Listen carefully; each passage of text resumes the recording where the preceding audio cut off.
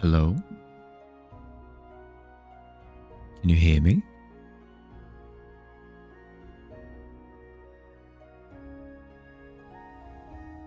I need to come up with something else for a mic check. It can't be hello every time. It can't be hello every time. Because I know we haven't had microphone issues for, I want to say, a year at this point. We haven't had microphone issues for a year at this point, but I still check it as if we do. How we doing? Welcome, welcome. Attention. Feel it.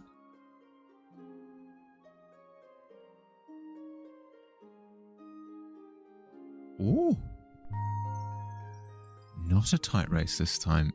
Billy absolutely obliterating the competition. But the hello is iconic. It's iconic in the sense that it happens.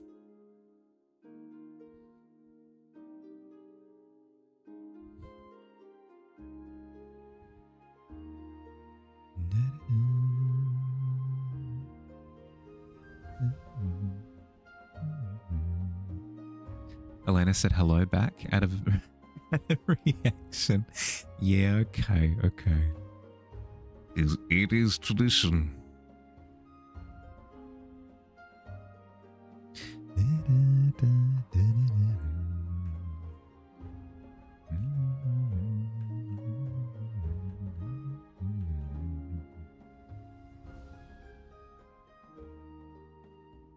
Okay, I should decide on what I want to do today so that I'm not just like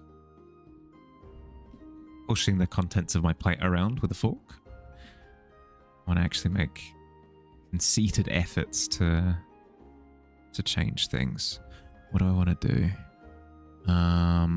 I did play around with the idea of increasing the fog level across that lower section there. So I'm gonna start with that and then see how we go. Start with that and see how we go. How are we doing? Hope we've had a good day today.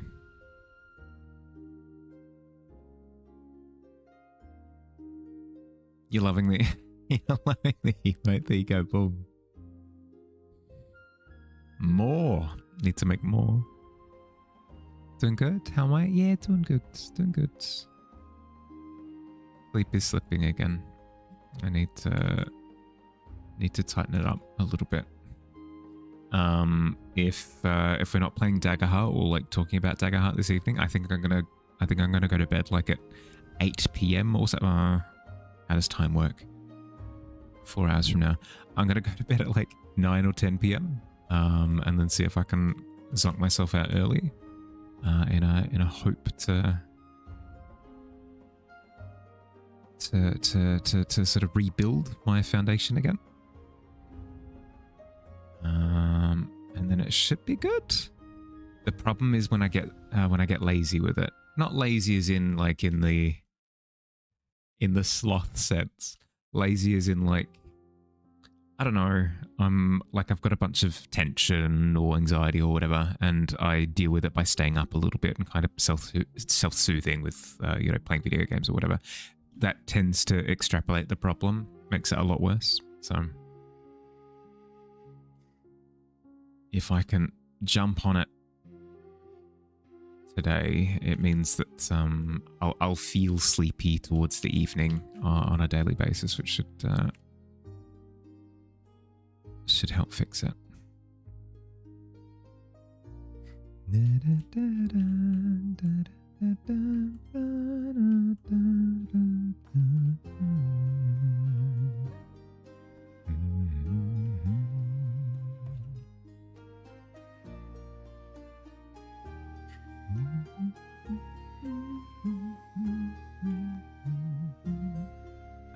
As of yesterday, D&D Wizards of the Coast, Dungeons and Dragons official, have announced that they're going to start operating in seasons, and I'm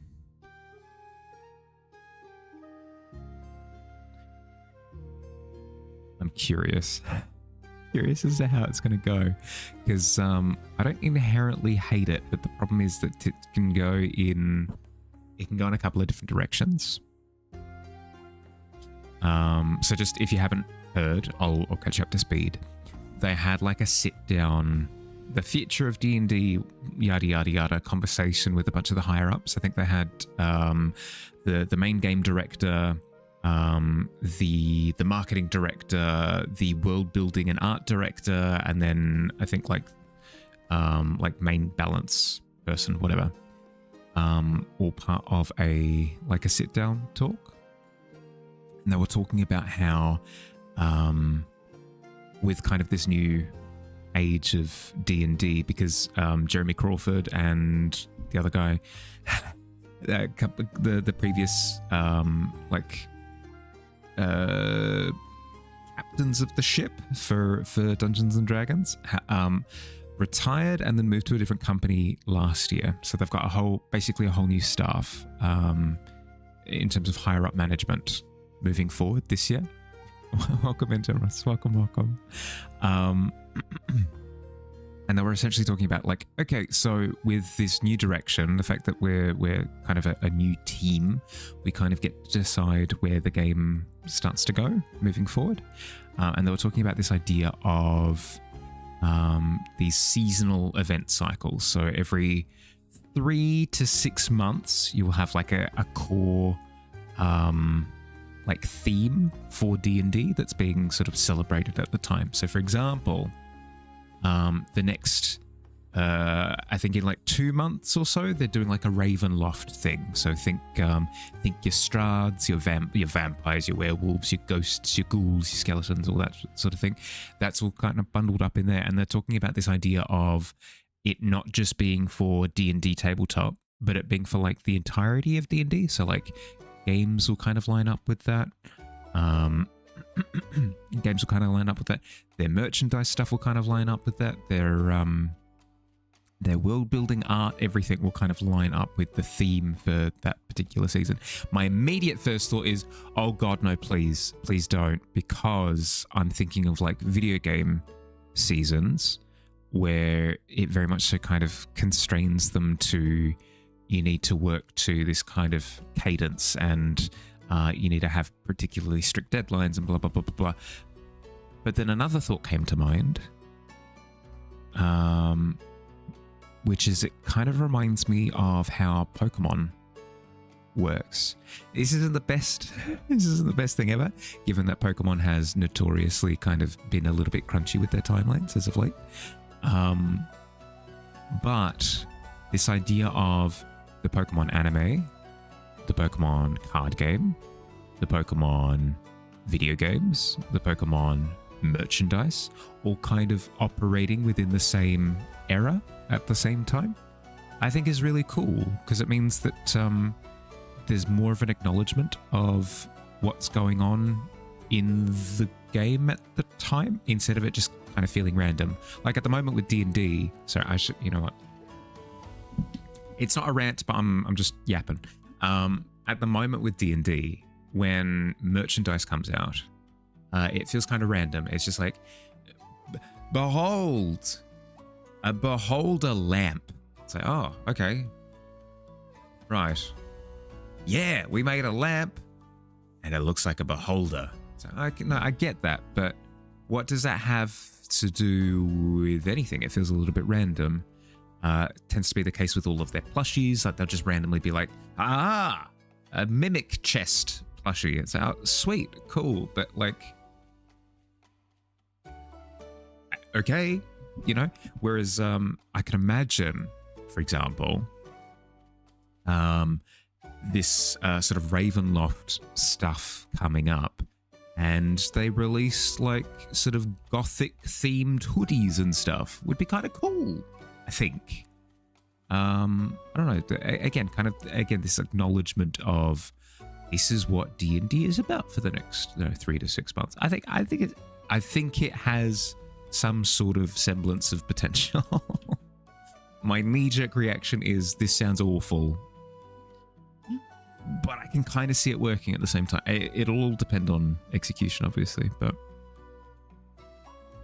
Seasons in D&D is interesting. Don't know how to feel about it. That's kind of where I'm at now.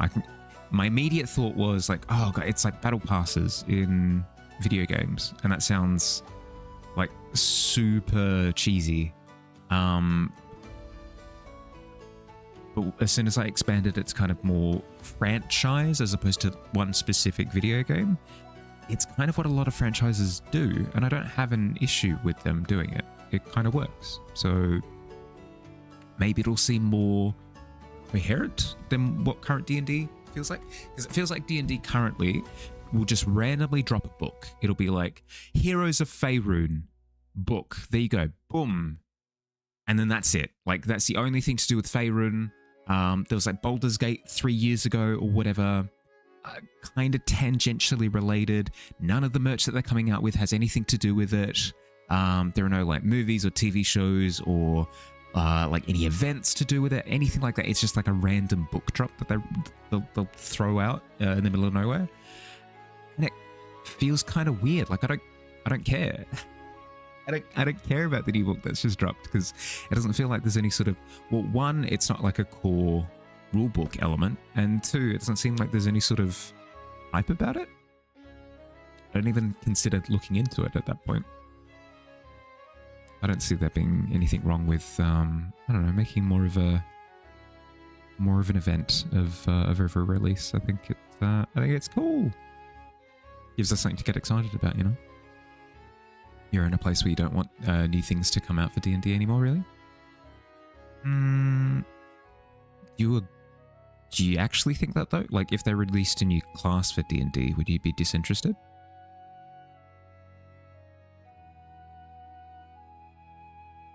Used to be keen for it, but now you want building blocks for adventures? That's fair. That's fair.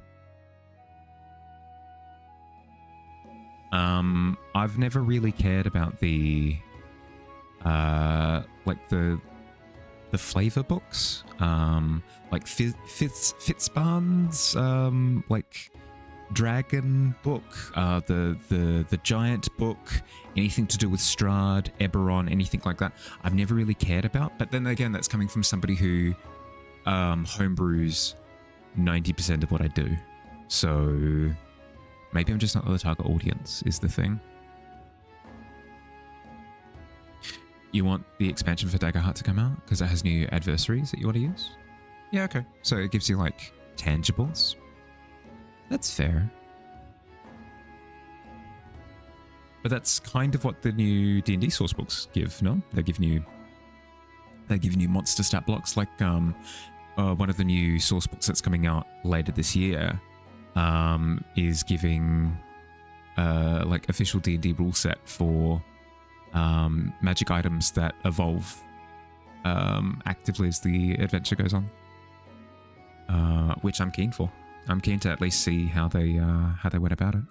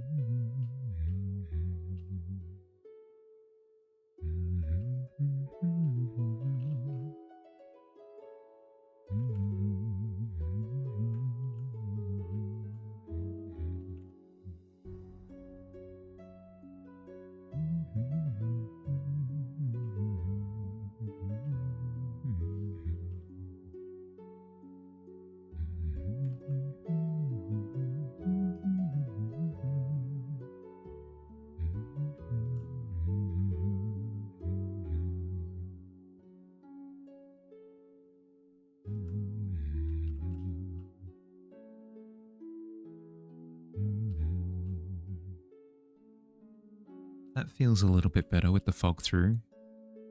across that layer.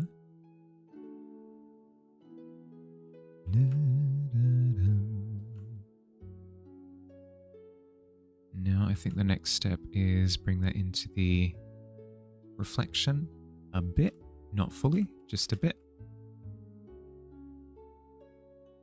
Don't want it to overcook the turkey.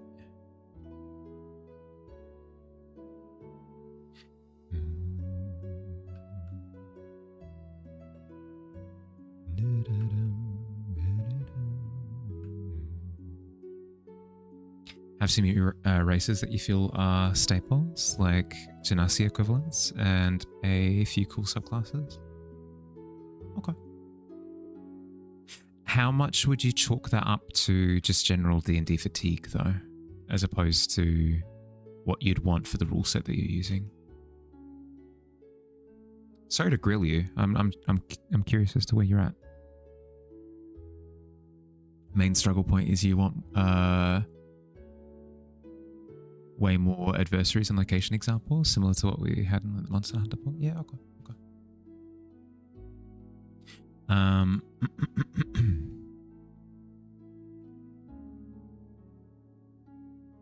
Like for example, here I'll put it from this perspective.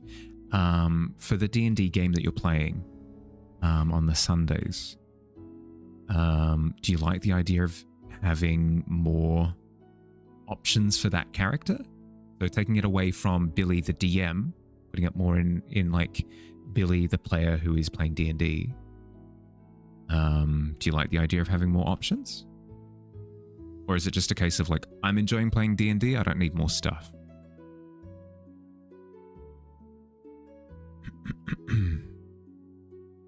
Sorry. Oh, yeah, I'll quickly take a swig of water. Don't need more.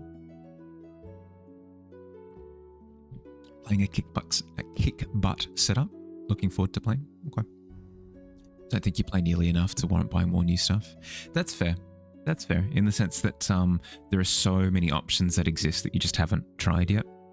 No, that's fair. It's, yeah, no, I get what you mean. It would be like playing a fighting game that you hardly ever play. And it's like, oh, would you want more characters for the fighting game? It's, I don't know, man. Like, I'm just learning my character. I haven't even thought about looking at another character yet.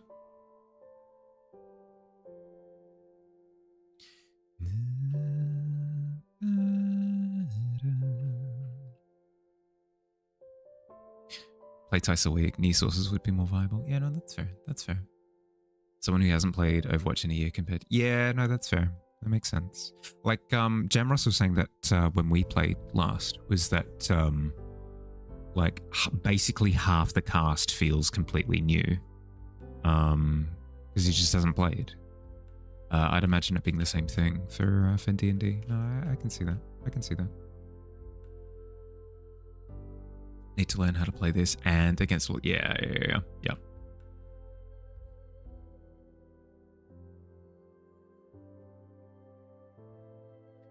There were a bunch of very funny viral clips that went that did the rounds of older Overwatch players coming back and being like, "What the frick is that? What the frick is that?"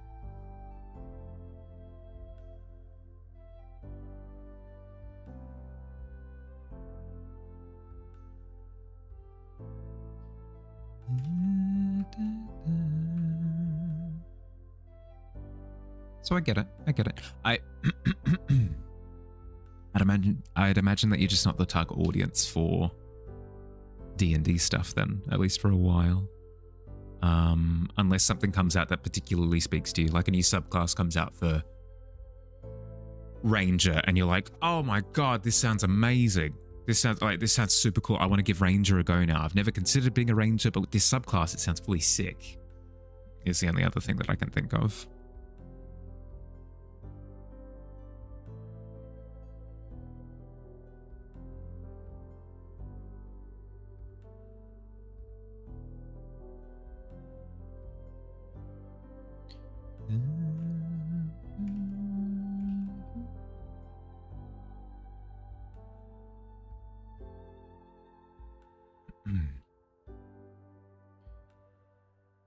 Crab.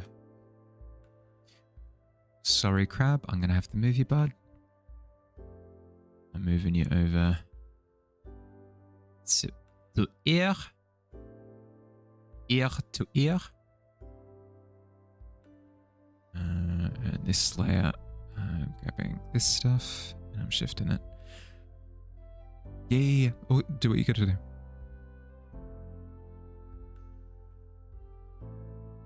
Yeah, we'll do. Thanks, bud.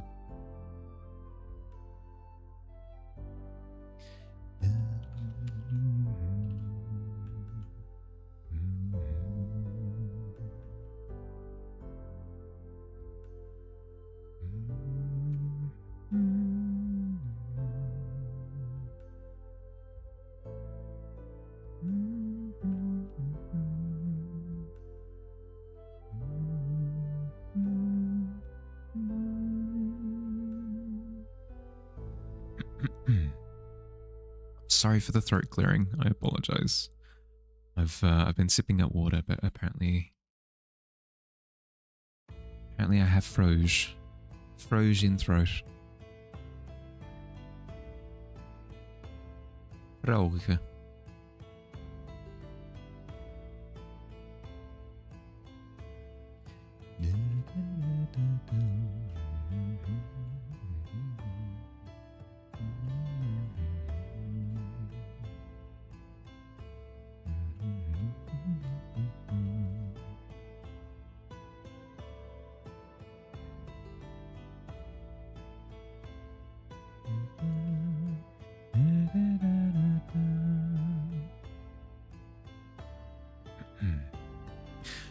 I think it's time to look at rocks. I think it's time to look at rocks. To stare at them, to appreciate them, to gawk at them in like an appreciatory way.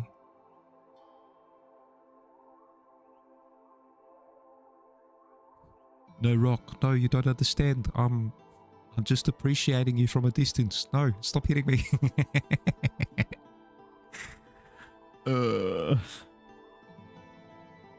Yuck. Boulders. Landscape concept.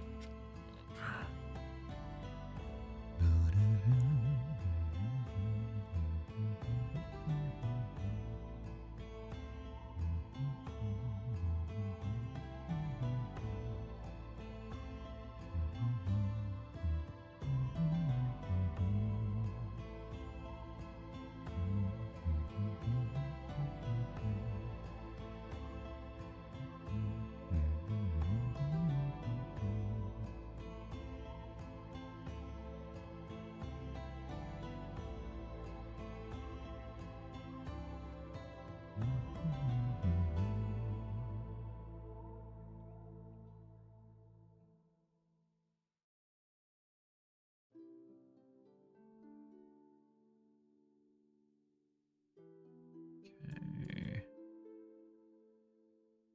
That will do.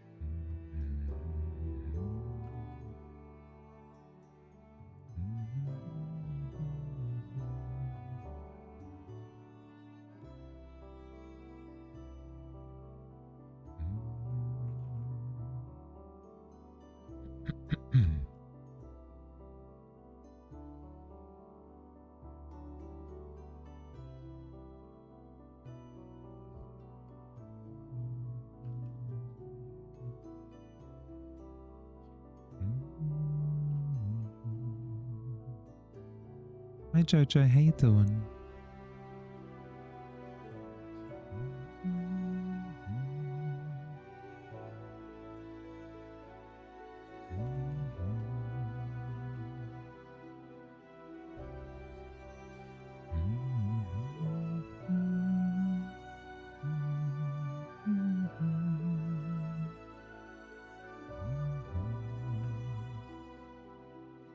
Chilling before work?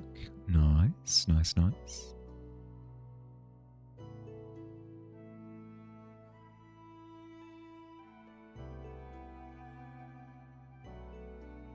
Big day today, or just the usual?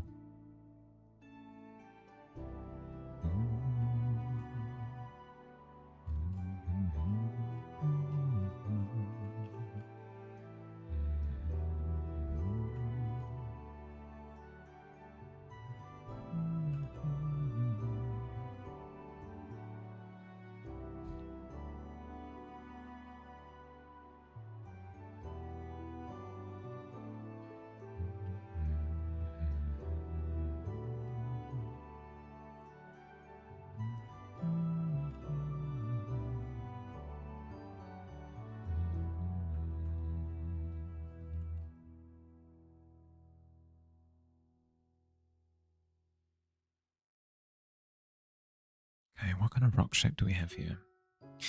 Let's do it based off of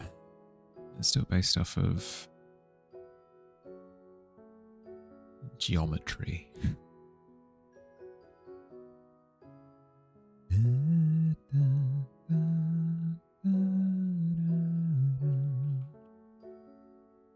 Getting better every time. Thank you. I'm hoping to get it done. Well, I mean, hoping to get it done soon, obviously, but I'm hoping to reach a point with it where a lot of my gripes kind of melt away. We're getting partly there. I'm a lot happier with this section here, compared to quite a few sessions ago, where I've been irked with it, but I'm quite happy with that there. Now the next step, I think, is to... Hi boss, how you doing? 5 streak. Good lord, you're on a roll. My next thing to overcome, I think, is figuring out exactly what kind of rock textures I want to go with. Not that they'll be relevant for the background, but for the middle ground and foreground, very much so relevant. It'll dictate what a lot of the finish will look like. Heard the word rock. Just have to say that roll light formations are so cool. Oh, let's have a look. Roll light formations I'm not familiar with. Also, hi, how you doing, Cersei? Roll lights.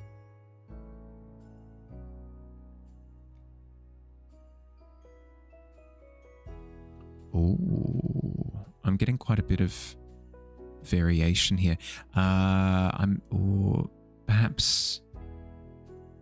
Perhaps like the lined layering. That's always cool, because that kind of shows the rainbow roll light, which is what I'm seeing here, where it shows those very distinct strips of layering. I do appreciate seeing geological deposits like that. It's cool. Volcanic rock that's mostly silica. You have a ton here? Yeah, okay. I think I'm less interested in layering like that, just because I want the majority of the focus to be here. And as soon as I make these elements too bombastic, it starts vying for... I know you didn't mention it as like necessarily a recommendation. You're just like, roll light's really cool. I appreciate very much so. Very, very, very, very, very much so. I'm going through my thought process. I don't want to go too bombastic with the rock formations, just because it'll start vying for main attention on the canvas, which I want to avoid at all costs. I'm already conscious of how much I'm sort of blending everything, and I need to make sure that I don't get too carried away with blending the focus. You agree? Yeah. No, as I said, I don't think you were necessarily offering it as like, wow, you should do this.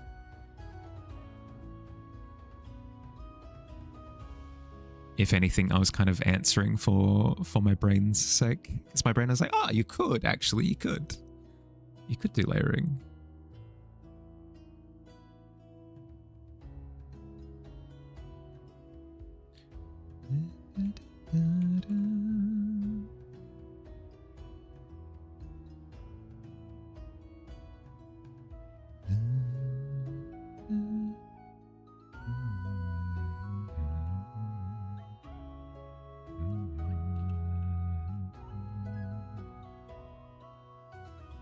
How are you though, Cersei? How's your day been?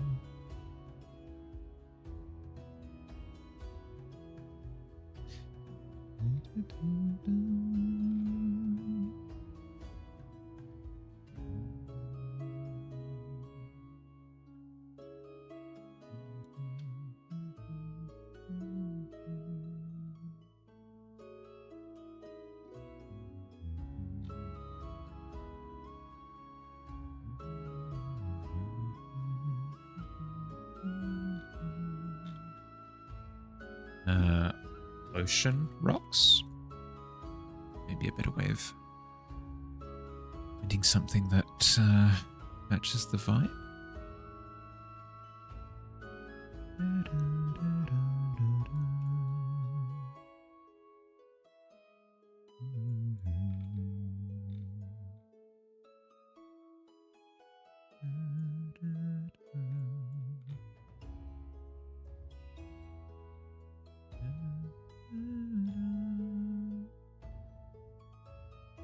It's always funny when you accidentally happen upon a particularly famous location geologically, because it messes with your head. There'll be a million photos of like one particular rock. I think, is it like God's Fingers or something off of the western coast of Australia or something? I can't remember. There's a rock formation there that's quite famous. And there's something really trippy about seeing the same rock formation over and over and over and over again. Maybe it's my hypervigilance when it comes to AI, AI results from searches, but my brain immediately rejects it like that's fake. Hello? Sheikah with third place, nice. Doing very well. Working some stuff too. Nice. Yeah, quite a few people have had projects going at the moment. It's nice to see. It's always nice to see. How you doing, Sheikah? Hope you're doing well. Hope life's treating you well. Sorry if I'm distracted. I am distracted. I'll be the first to admit. I'm looking at sexy pictures of rocks, not the rock. I mean, I did draw the rock as part of my image, but no. Geological rocks.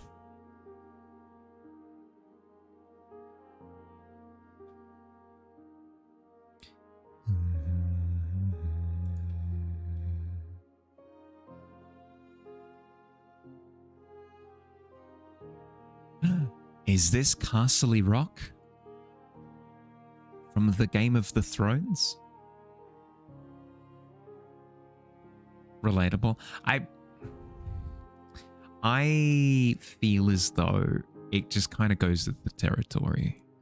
If you're an art nerd, you just start looking up pictures of things that you enjoy drawing all the time. If you're a portrait artist, for example, you just look up different portraits and stuff. You're like, oh, I like this character or whatever, you know. I'm the same, but with landscapes. So I'll sit there looking at like, oh, What a lovely mountain. I like that volcano. I like that boulder. That is a nice boulder. It just goes with the territory.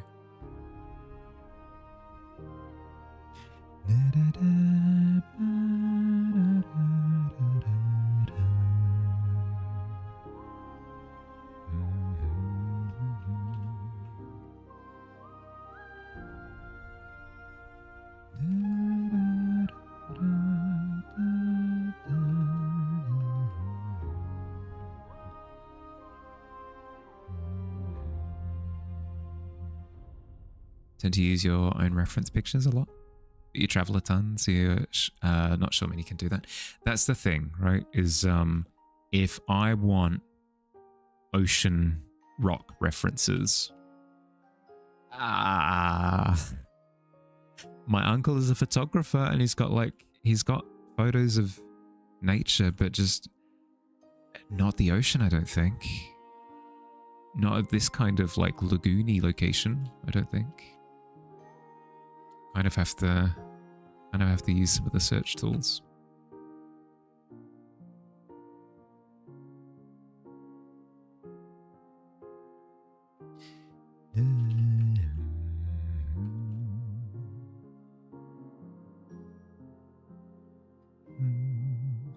I was talking about it yesterday, actually. I've always wanted to go to New Zealand, very much so.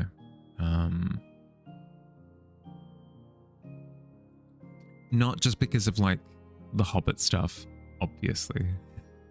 Obviously there's that as well.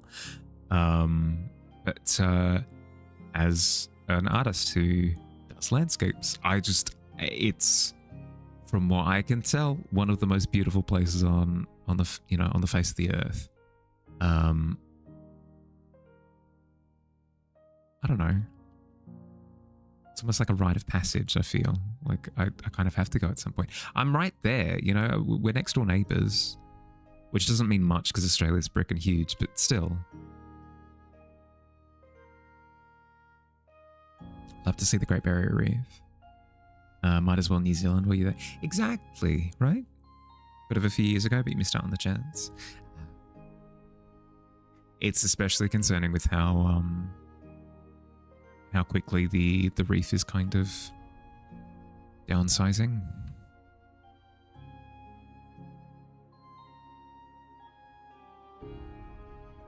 Yeah.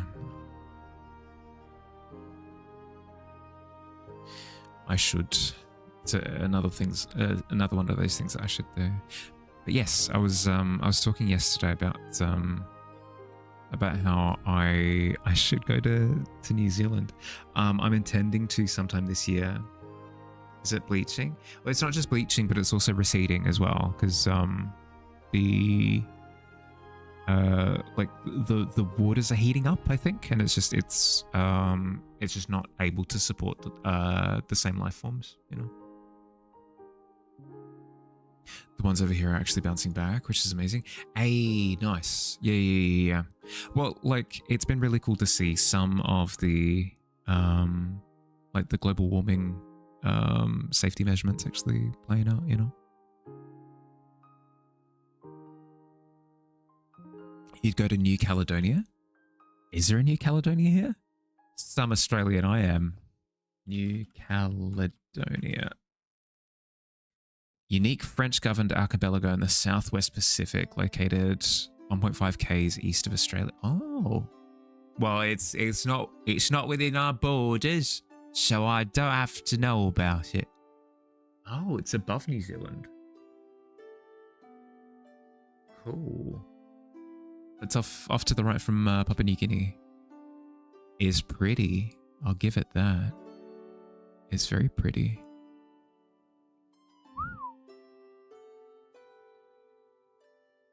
There's a lighthouse there as well. Sweet. I can go up to the top floor and just yell hark. It's the islands nearby. Yeah, okay. Fair. I should do more adventuring. I should. That's kind of what I was talking about yesterday, is that a goal for this year, one of a couple of goals that I have for this year, is to set up a portable stream setup for myself. Not so that I can stream while, you know, backpacking or something. Like, I don't want to be able to stream while I'm walking around, but I would want to be able to go to New Zealand and then stream while I'm in New Zealand for a bit. Or I've got plans to go to Japan at the end of this year. Plans. We'll see how it pans out. You know, like, I'd like to be able to stream while I'm over there, for example. I like the idea of doing a little bit more, I don't know, exposing myself to different landscapes and stuff and being able to stream wherever I go. Are we going climbing? It's not the plan. Like, I tried their climbing gyms, but I don't think I'd ever climb on live rock just because maybe eventually, but there's a degree of it's more of a risk bump going from an indoor environment to outdoor. Like, all of a sudden you're at nature's whim. Holds don't have any sort of legally binding document to say that they need to remain stable, you know? Like, there are some rock climbing holds that are just loose, you know? Like, you go to grab a hold and then your arm flies out because the rock comes loose. Obviously, because it's bouldering, not free climbing, that free soloing, that it's going to be not super dangerous, but still. I do climb. I climb indoors though. Indoor bouldering. I go to bouldering gyms.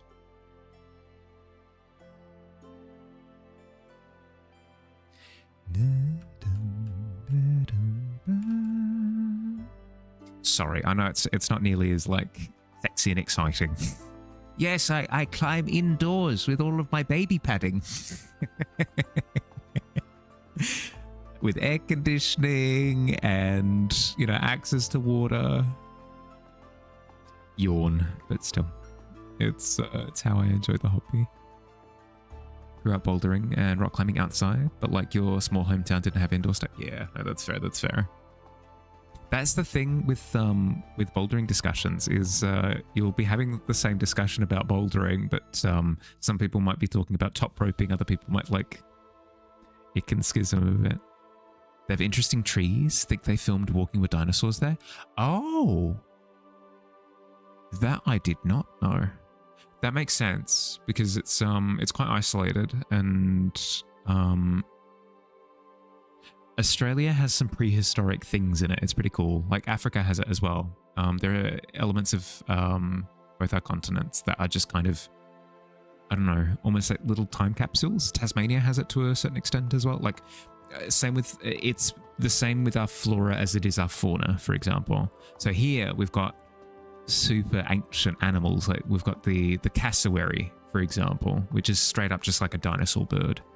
We've also got crocodiles, straight up dinosaurs. Yeah, but similarly we have vegetation that's incredibly old as well. You would have if there were. Yeah, it's the thing is, like, growing up in Australia, I kind of fear nature to a certain degree. Whereas rock climbing gyms kind of allow me the freedom to get physical without fearing like, I've stuck my fingies into a spider web, or I've like disturbed some bats, or I've scorpions, lovely centipedes, you know, like we don't have the nicest environment for just like exploration, you know.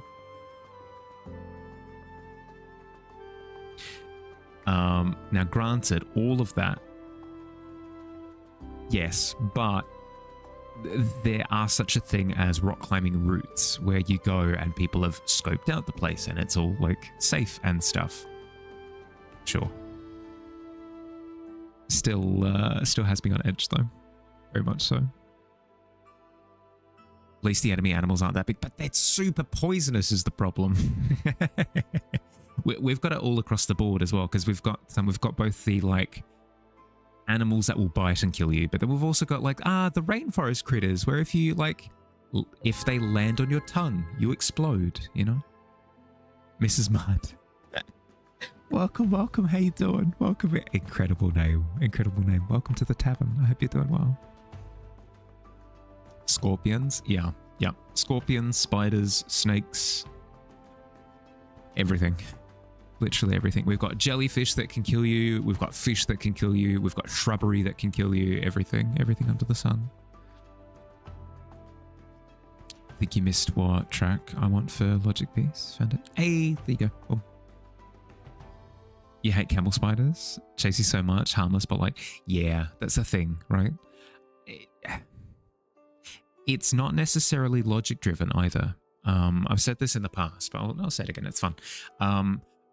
If you tell me, oh, don't worry about that particular spider, it's non-venomous.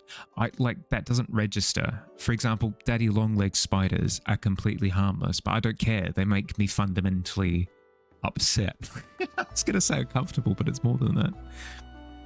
A shrubbery? It is. Yeah. We've got the, I keep forgetting its name. Let's look it up. Bush that is excruciating in Australia.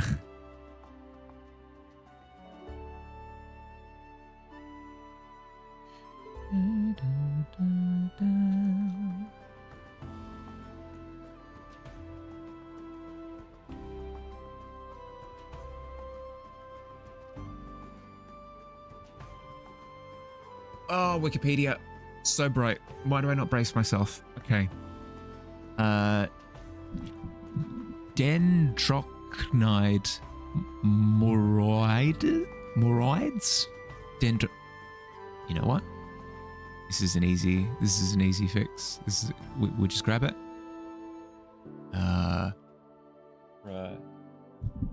Pronunciation of this.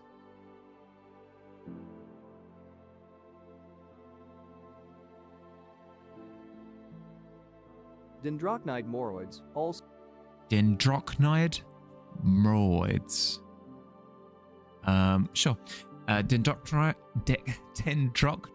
moroids, commonly known in Australia as the stinging tree, stinging bush, or gimpy gimpy, is a plant in the nettle family. Found in the rainforest areas of Malaysia and Australia, it is notorious for its extremely painful and long-lasting sting. The common name Gimpy Gimpy comes from the language of the indigenous Gubbi Gubbi people of southeastern Queensland.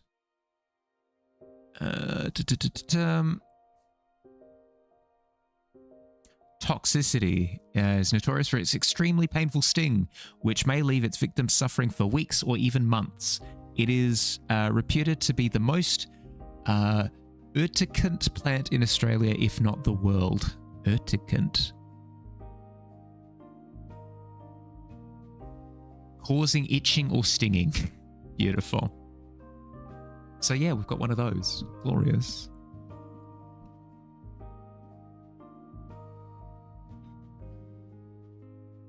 Husband is a potter. Figured you check out my cool stream while he loads the kiln. Nice. Welcome in. Need a shrubber then? I mean, something like that. Something to keep them in check. Sounds painful. Yeah, supposedly one of the most painful things. Getting the kiln. I don't think getting the kiln has the same longevity as getting the comments. I don't think. I don't think it has the same application.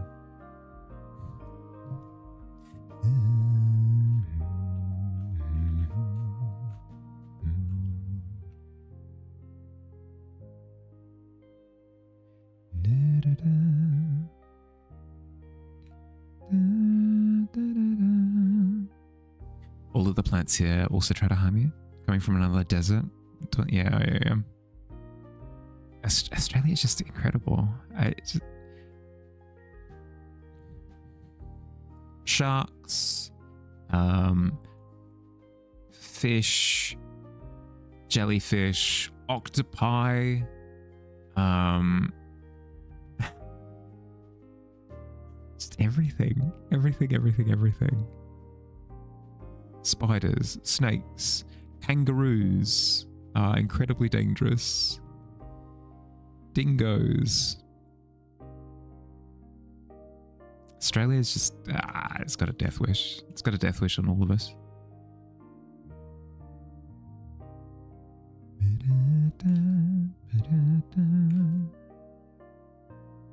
Kangaroos are nice.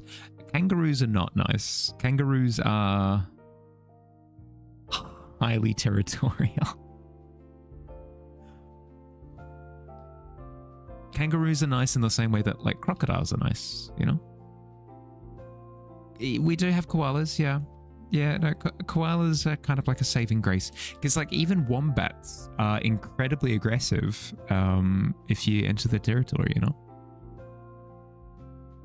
Main ones are the lizards, snakes, puma, etc. The plants don't touch the plants ever. Yeah. Generally speaking, it's just a bad time to just go like adventuring off into nature. It's why I get a little bit jealous sometimes where some of the regulars who are like, yeah, no, so I just went walking around in the forest. It's like, thank you. I'd love to be able to do that. Just put Robin Hood back on for the girls. Saw that it's from 1973. It is. Disney had something pretty wild going on, like Robin Hood, the original Snow White, obviously, Peter Pan, Mary Poppins, all of these animated elements that were so evergreen.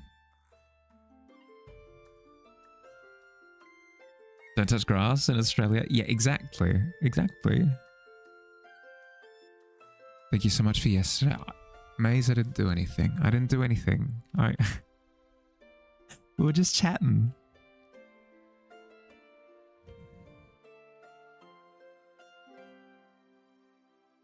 You don't need to thank me. You're all good.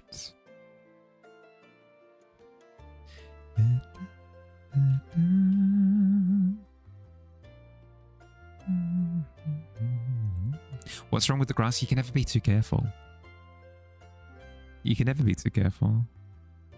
I spoke, which sparked things in your brain, settled you down at me so much. Okay. I'm glad I could help. I don't feel like I did much, but if it did help a lot, I'm really, really happy. I'm really, really happy that it got you out of the mental funk. Would love to see Australian nature. Please preserve it. Guess I don't know. By the time that I've gone through with the flamethrower, I'm not sure that there's going to be much left.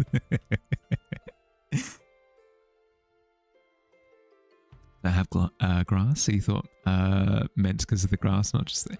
Well, I mean, for me in particular, I do actually react to freshly cut grass, so even that I have to be careful of.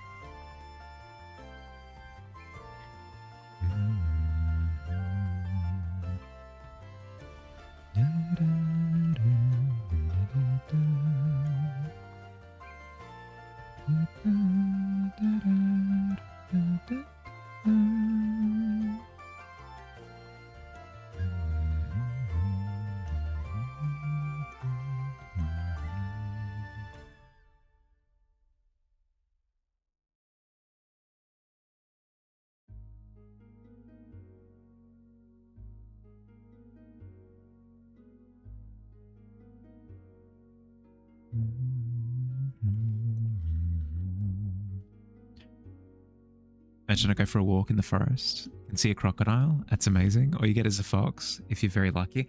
Well, here's the thing. I would prefer to meet the fox, I think. I think I'd prefer to meet the fox in this particular example.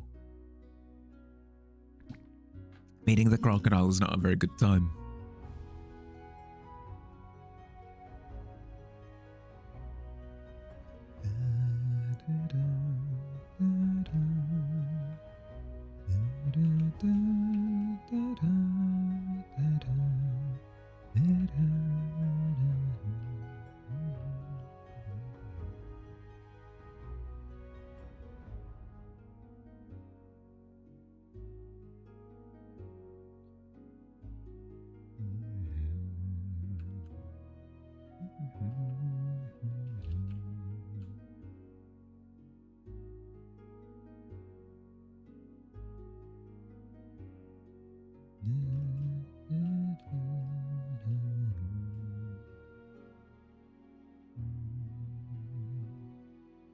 Friendly reminder for Mahali to run ads and take a short break.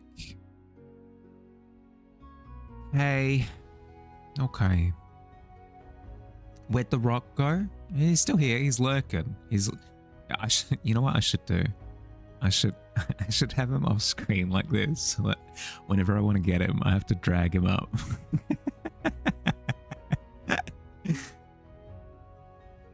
Can you smell what I am cooking? Glorious. Hey to an egg. A crocodile is more angry than alligators. They're about the same in terms of temperament. Probably the same in terms of temperament to a degree. Crocodiles are incredibly territorial.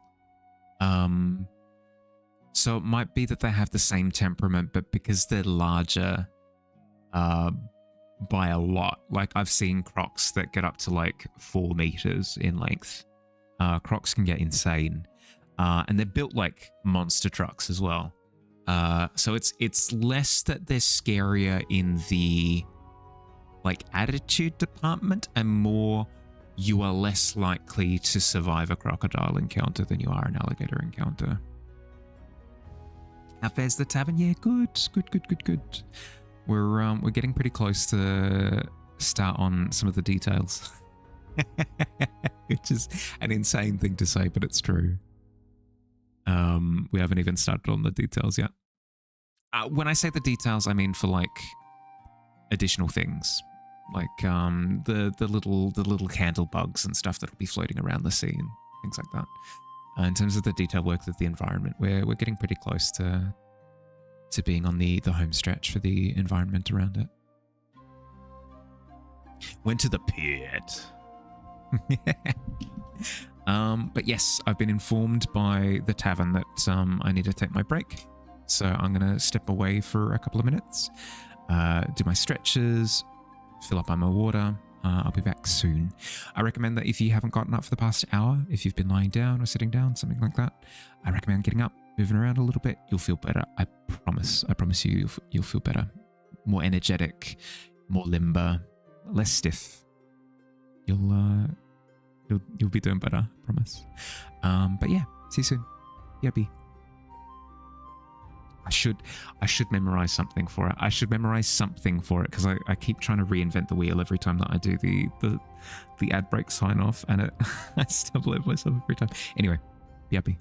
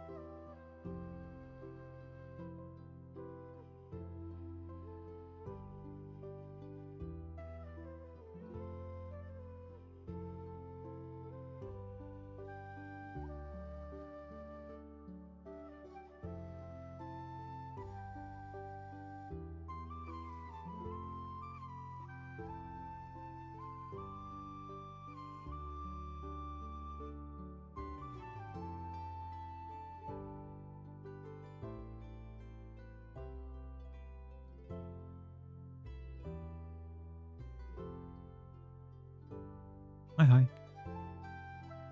I swear, anytime I go looking for my cat, it looks like it's just been murdered. We've got a little, how to explain? We've got a little donut that has an opening. Hi, welcome back.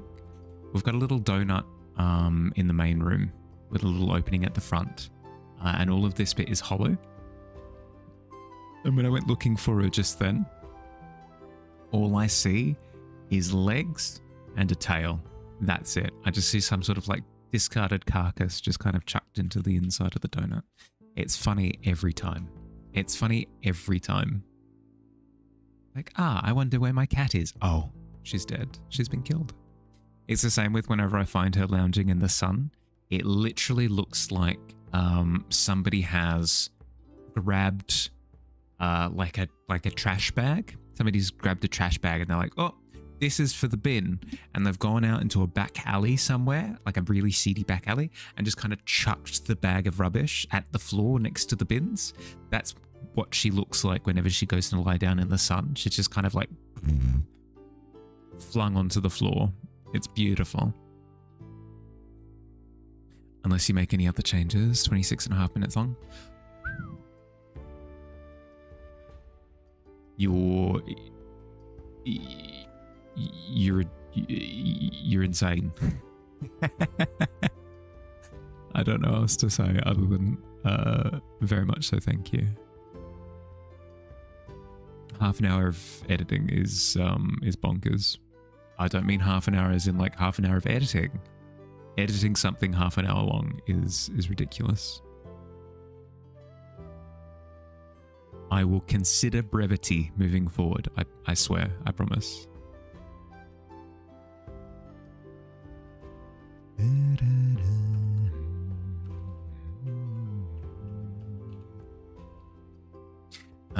Speaking of the art fair, actually, I should,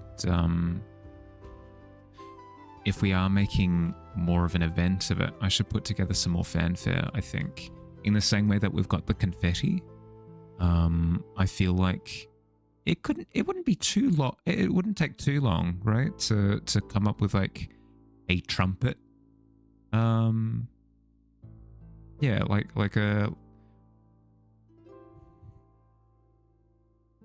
a trumpet image, and then just like flip it over to the other side of the screen, and they just kind of come in off the sides, and they do a fanfare thing. It'd be kind of cool.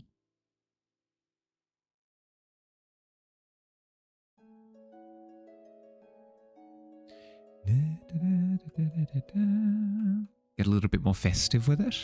I reckon we could do.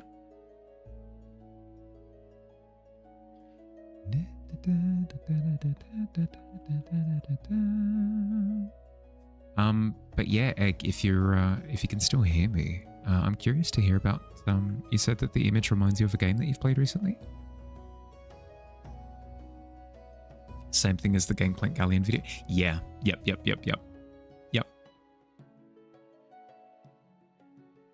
Bounding boxes are not okay. Maybe not to that degree, but definitely with the stretch and squash. Hi Paradox, how you doing? Do it with bounding boxes. That'd be so fun. It'd be memey and it would be fun, but it would be vibe breaking.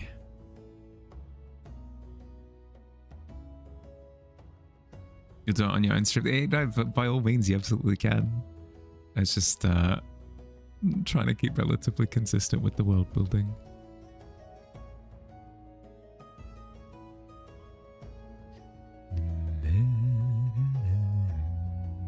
Going okay in general? Having a hell of a time designing a character with the balanced qualities that you want? Yeah, that's fair. That's fair. How did the other character that you were working on go? The killer. How did the killer turn out? Have you played with him at all since last time? You don't have to have, by the way, like no stress, but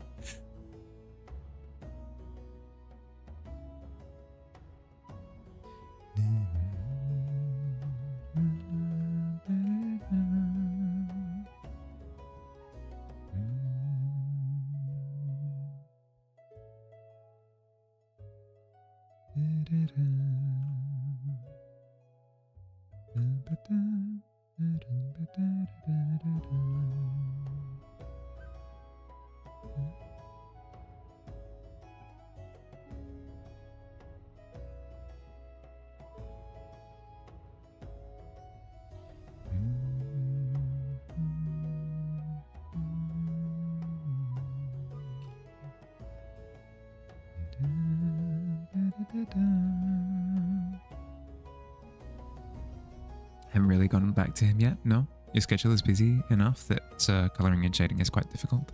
It's a bit easier, or at least you thought it was, to do character design for your puppy's playtime. Right. But you've hit a brick wall. Sorry to hear.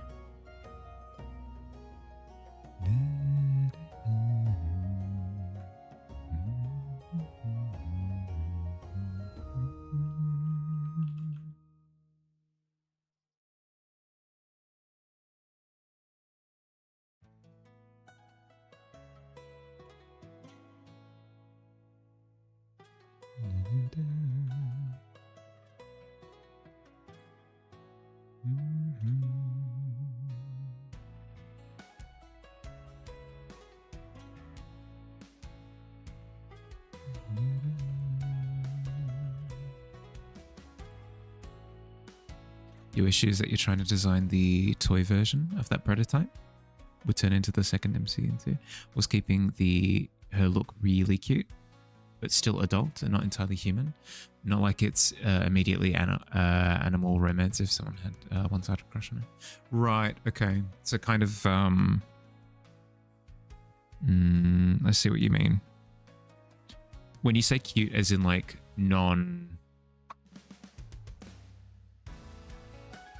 non-horror, right? Like relatively chill. Just wanted to let me know that you saw something behind me. Didn't want to scare me or anything.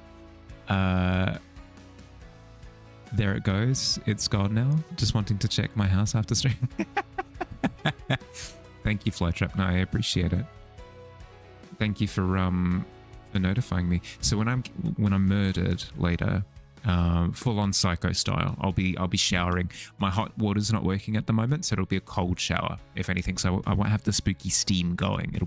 I'll be cold, I'll be shivering, and I'll turn around as this ghoul, presumably a ghoul, will be behind me in the bathroom with a giant well, I don't have a kitchen knife in the traditional sense, so maybe with like, I don't know, like a butter knife. They'll have like a butter knife in their hand. I'll be shivering. It'll be Gary the ghoul. And it'll stab down at me. It'll be blunt, so it won't make piercing, but it'll hurt, you know, in the same way that somebody would jab you. Oh God, it's terrifying. Just some predictions that you feel like it would be cold and bloody. Well, here's the thing: it wouldn't be bloody for a while because like the knife would be blunt, but like it'll be confrontational at the very least, and I hate that. And I wouldn't be able to sock them one because they're a ghoul, you know? Predicament. Prototype is not who he is in the original game, TV. Yeah, okay. Yeah. So, like, relatively non-threatening then.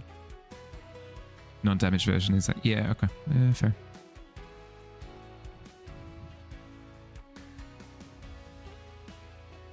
So, like, cute, but not looking like a child. Not entirely human, but not like in that sexy, like, internet erotica furry kind of way. Yeah, no, I get what you mean. I get what you mean. Predicament indeed. Version of her that is excellent in the cute department, but not adult enough. Have one way that is way too animal. You have one that is too adult, but not cute enough. Yeah. It's one of those sliding charts thing, right? So it's what it sounds like to me is that you've got 4 quadrants. You've got like cute, adult,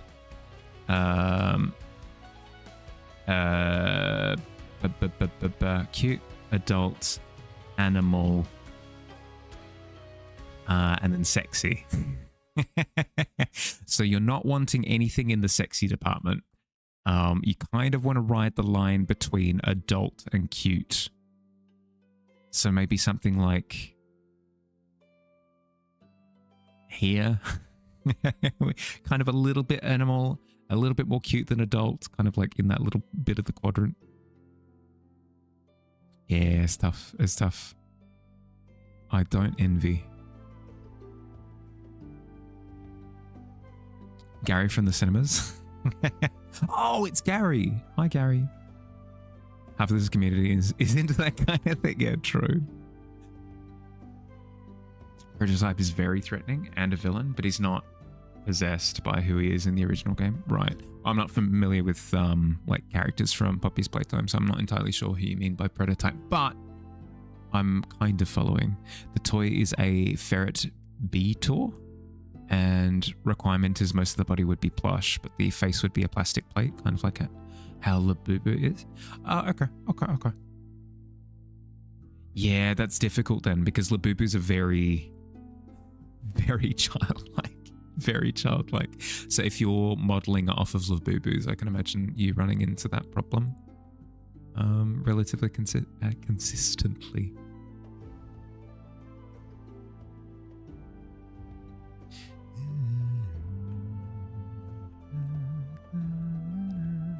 How you doing, by the way, Flytrap? Hope you're doing well. Hope you're doing well. Do you mind Venus or Flytrap? Or would you prefer both? I don't mind. I do prefer to hear preference, though.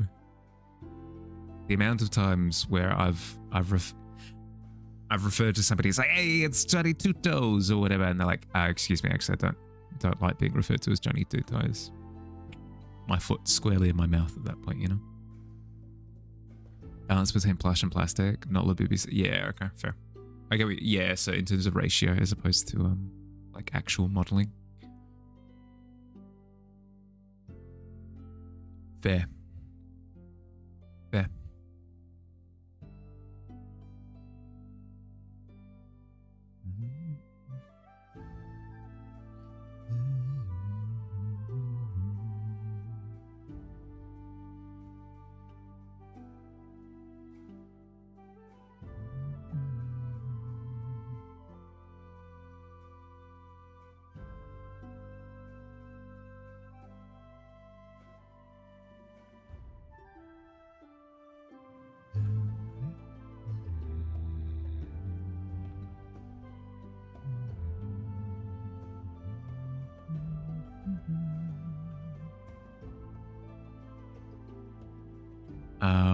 Want the pieces to be full screen or within my overlay?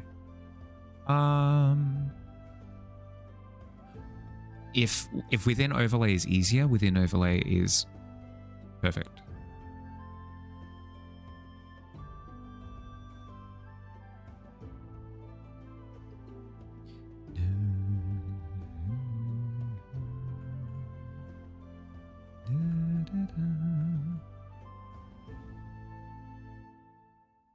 Is anyone here concerned about Poppy's Playtime spoilers? Would love to give more context as to how you need help in designing the character. Can't do it without spoiling anything. It's okay if not, just to make sure. It might be easier, sorry to keep pressing this particular button for the option, but it might be easier to put it in the art critique channel, or yeah, either art critique or conversations. That way people can give like more extensive feedback, and you can provide all of the context within the post as well. You can even spoiler it as well. You can be like, here are spoilers for Poppy's Playtime, and then you can spoiler out the particular bit of spoilers so people can opt into viewing it. It just feels like the concept is quite complicated. It might be difficult to give verbal feedback without seeing like the references and images in front of me, you know? Hi Kat, how you doing? Welcome, welcome.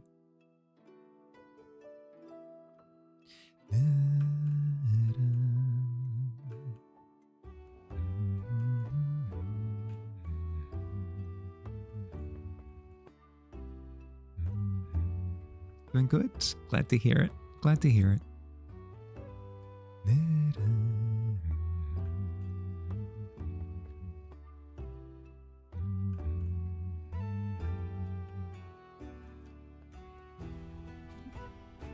That's tough. That's tough. What can you do? We all must return to the pit at some point. Never thought you never thought the next issue you've come across would be the that the faceplate looks like a frog. I mean, you'd be surprised the amount of times where you get sent to the pit, the amount of times where you go to attempt something and the way that it goes poorly is like fun, new, and creative.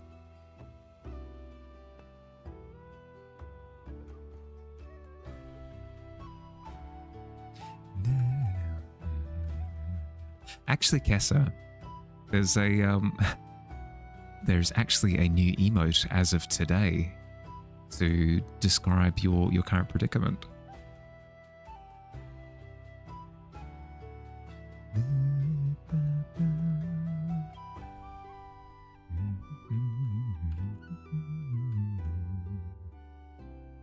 Sometimes things look like other things, and once you see it, you can't unsee it, so it is what it is. That's the thing, right? Is humans are incredible. There it is. Humans are incredible pattern recognition machines. We recognize things at a glance, and we make all the internal connections to make it so in our brains.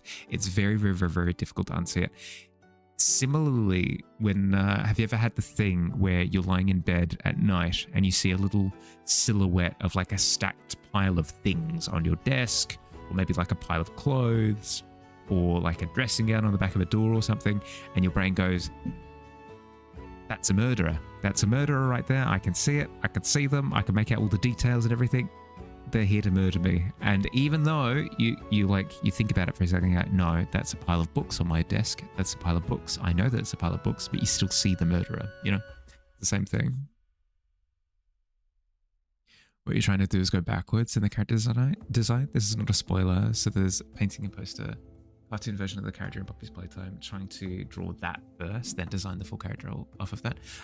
Okay, so you're trying to like go through the same like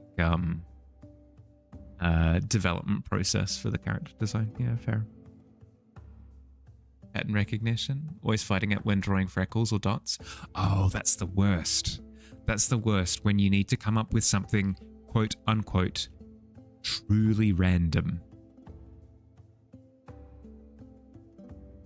When you have to come up with something truly random, it becomes, I don't know, brain melting. I struggle with it when I'm doing like cobblestones or brick or like a random assortment of tiles or a collage. If I'm like painting a collage, if that makes sense. Like if I'm painting a character sitting at their desk, making a collage, when I make the collage, I go through like a million different iterations of it because I'm never happy.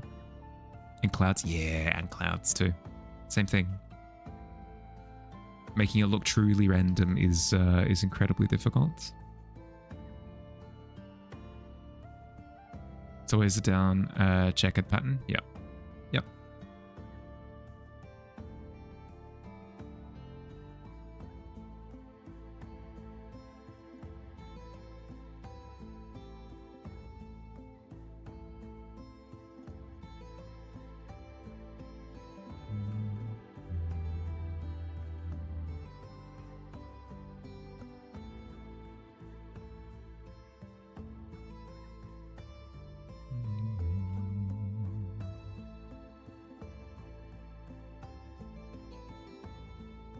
I should start putting in some of the candle bugs. Let's start doing that now.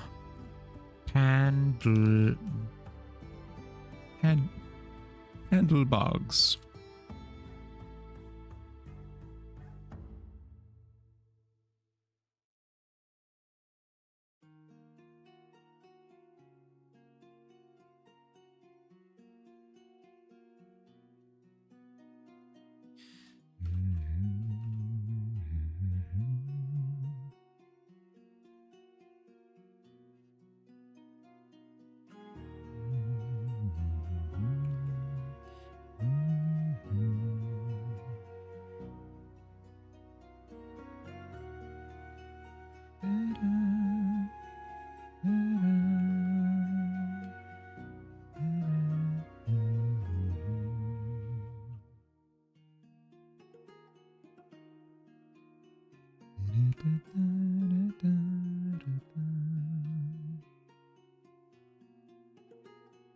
Just now realizing you drew books in groups of like 4.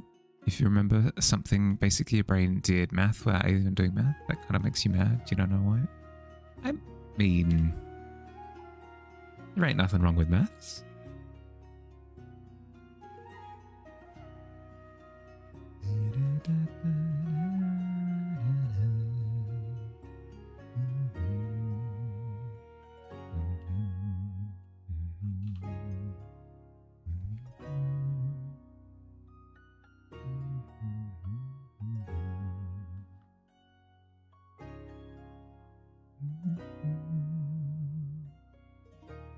Fireflies? Candlebugs. Specifically candlebugs.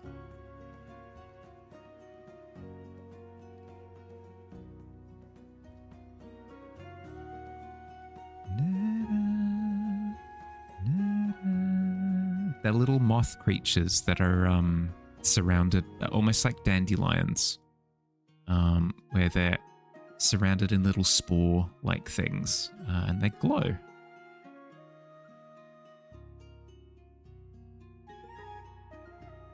They look like that.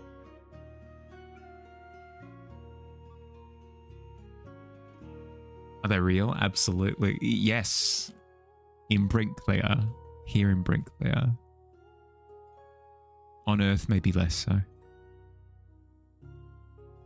Nothing wrong with math. Just the fact that your brain doing it without you knowing kind of ticks you off, kind of. Fair.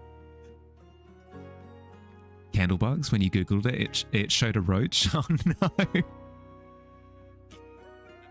They're unique to here in the tavern.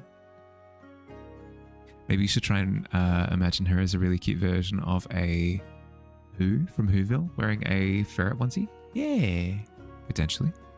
Hi Alt, how you doing? Welcome, welcome.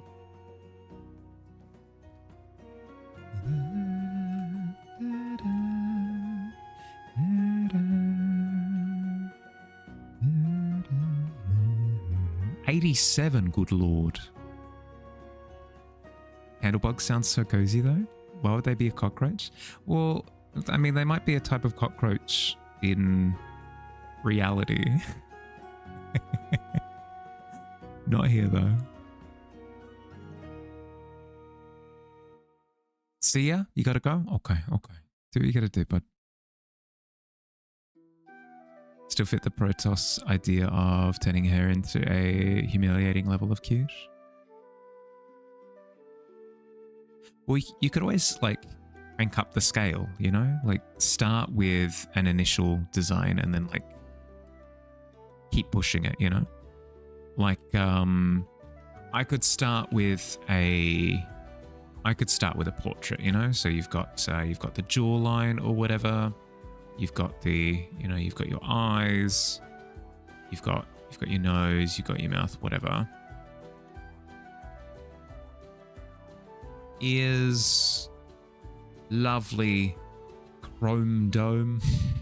Sparkly. Shing, sing. Sparkle. Then once you've got the initial portrait, you can be like, okay, I'm going to up the cuteness. How do I do that? Well, okay, well, we start increasing the size of the eyes more. Make the eyes bigger. Okay, maybe decrease the size of the nose a little bit. Maybe decrease the size of the mouth. Like, oh, super cute. Ah.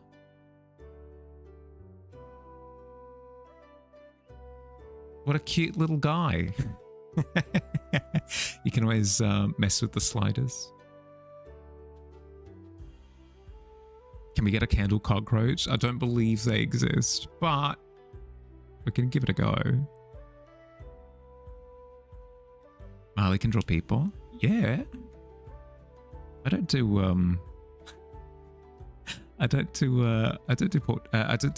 landscapes all the time. Like I do portraits. I do portraits. Portrait.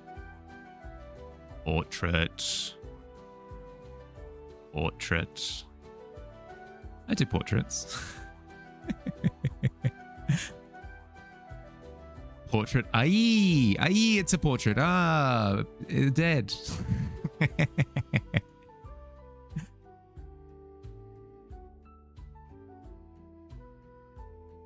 Big eyes makes equals kids. Not exclusively, but yeah, it's part of it. It's part of it. The cuter, the rounder the face, in your humble opinion, that could be part of it as well. Yeah.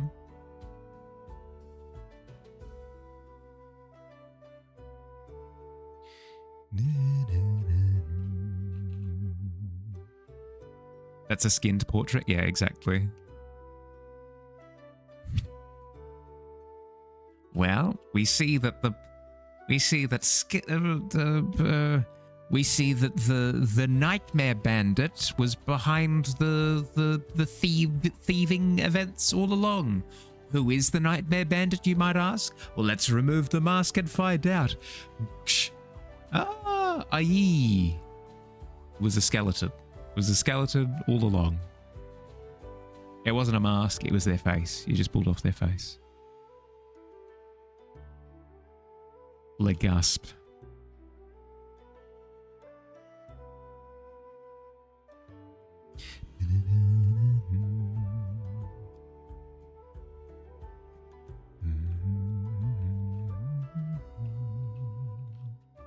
It's a wild Scooby-Doo episode. I mean, hey, they did get wild.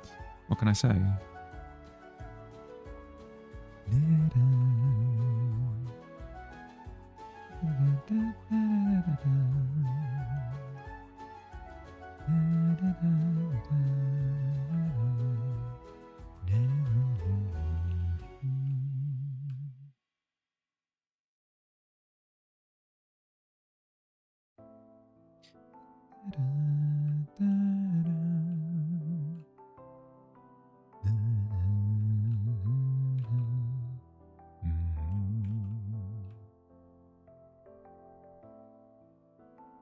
Just realized that one of your previous attempts was failing in only the eye department.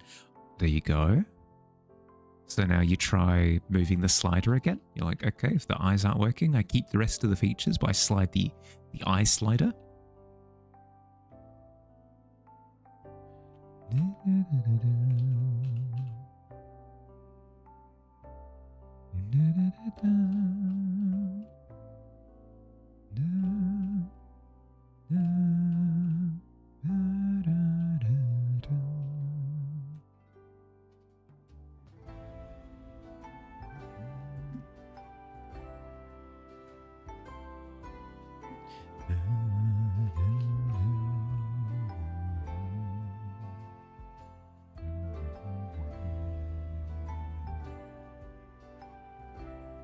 You going back to that one? The eyes look like they belong to someone who's elderly. Not that you're against the elderly by any means. It doesn't. Yeah, it doesn't match up with the character design. No, I can see that. You're all good. A feature you wish existed, really anywhere? Tell me.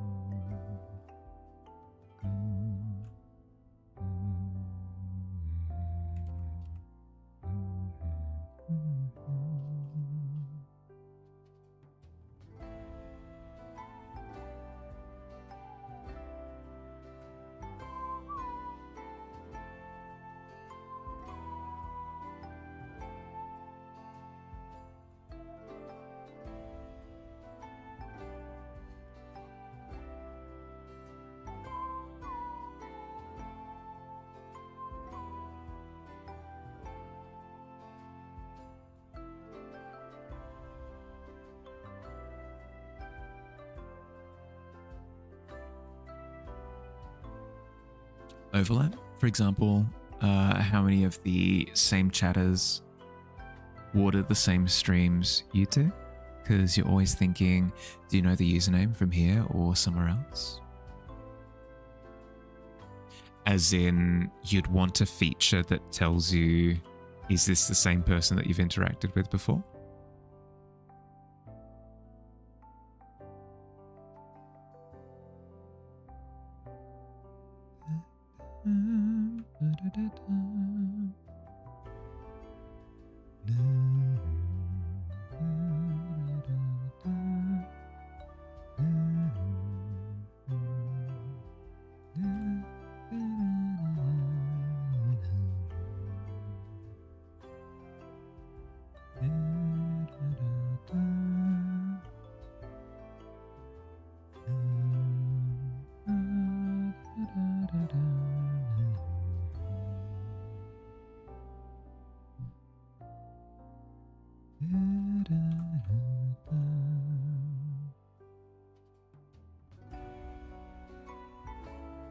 It's Scribali.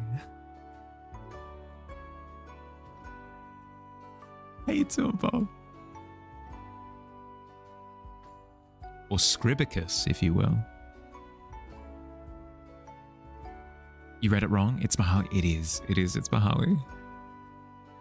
Nice to meet you in the flesh. How you doing, bud?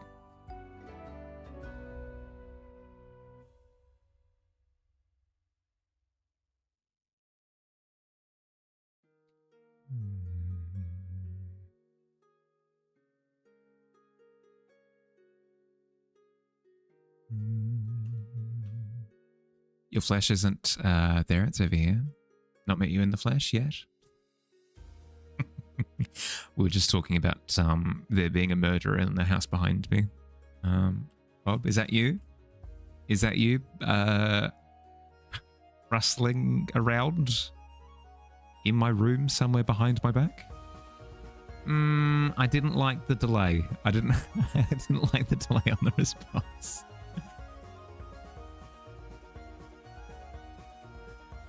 Hard to explain, but maybe similar to how socials say this person and 3 mutuals follow person, or put it in terms of Discord, share two mutual servers with this person.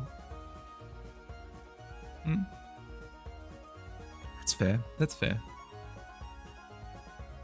Seems like an easy enough feature to implement. I don't disagree. I think you just made a much fleshier female version of Giblet. Cute. But you think it would be like Proto has a crush on an animal because you know the lore design under the fake skin fabric plastic. But those that don't. I mean, you might be at risk of overthinking it is another thing to consider.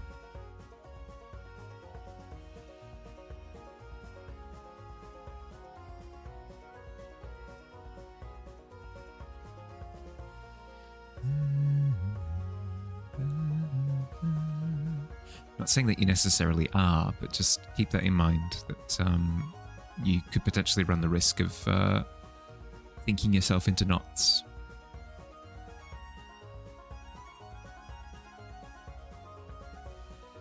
You just got flashbang by your phone? That's so rude. Has your phone apologized?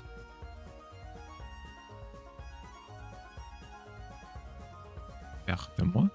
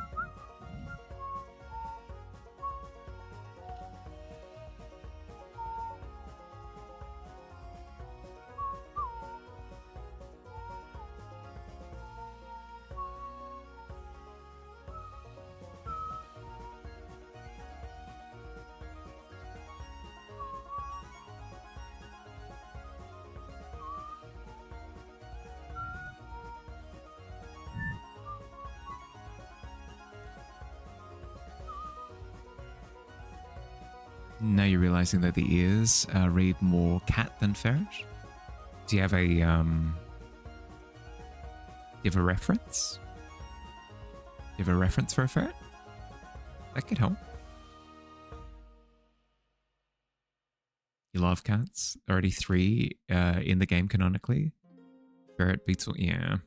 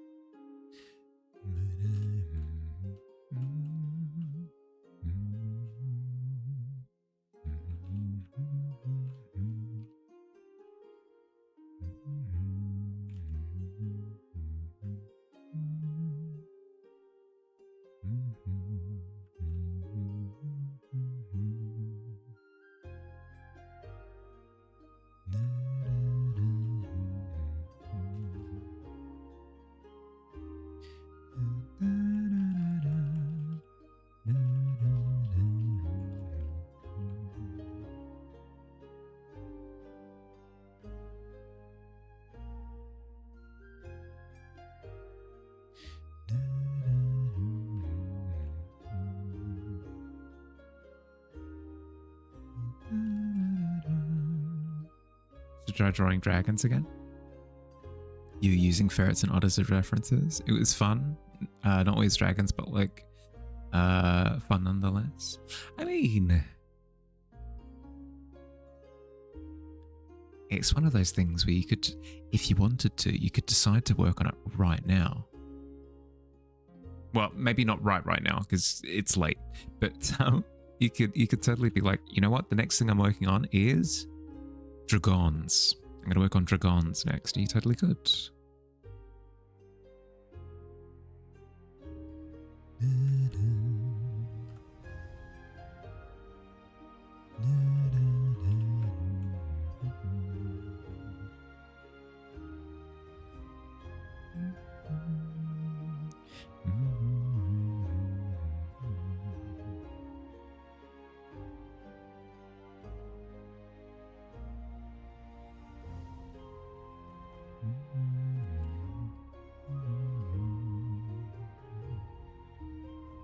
But you finished the 3 work in progresses that you have? It is good to finish what you've started working on. I don't disagree, but remember to keep the remember to maintain the fun.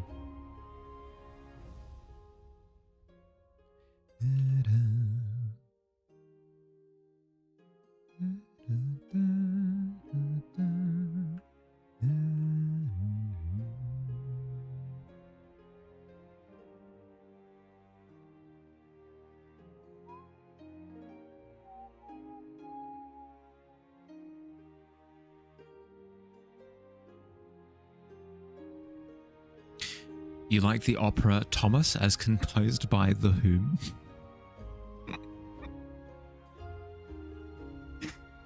Just imagining you in a powdered wig, just being an enjoyer of the classics.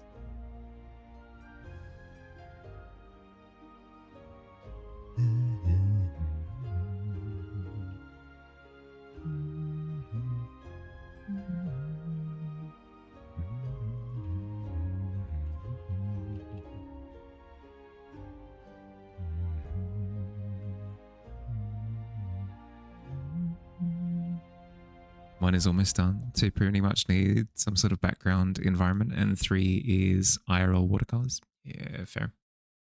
Just as long as you're not preventing yourself from enjoying yourself because you've got too many projects ongoing, you know. If you need to take a break and just do something whimsical, you know, like impromptu random art, do it. Do it. Speaking whimsical, hello Squid.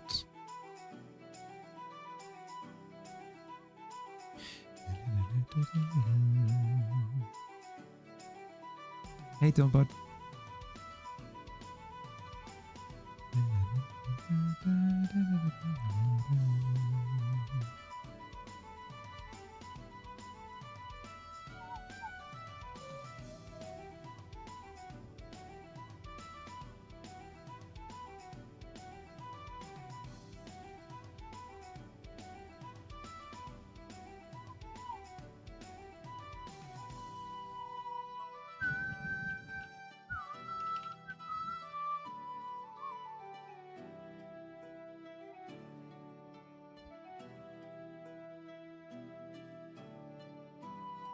Who can forget the soaring aria Mago de Flipper with lines such as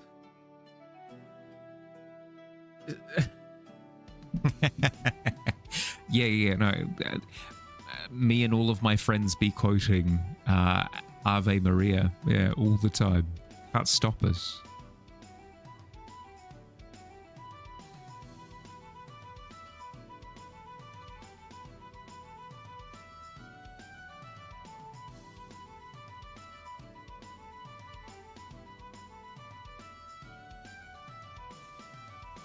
Ave Maria, what tribe? Yeah, I know. Absolutely. I've overly considered, I feel.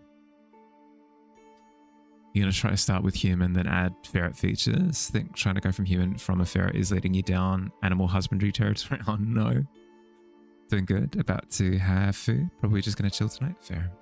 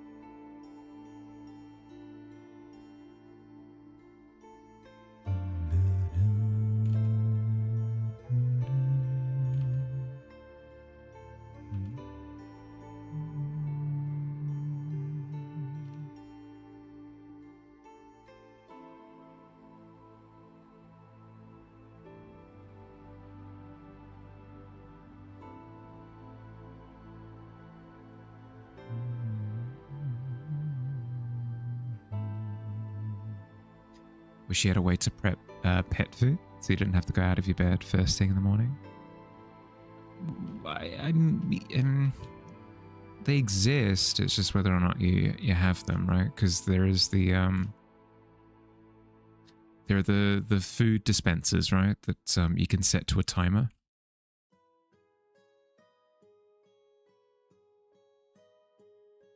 I haven't looked into them though. I don't know how expensive they are.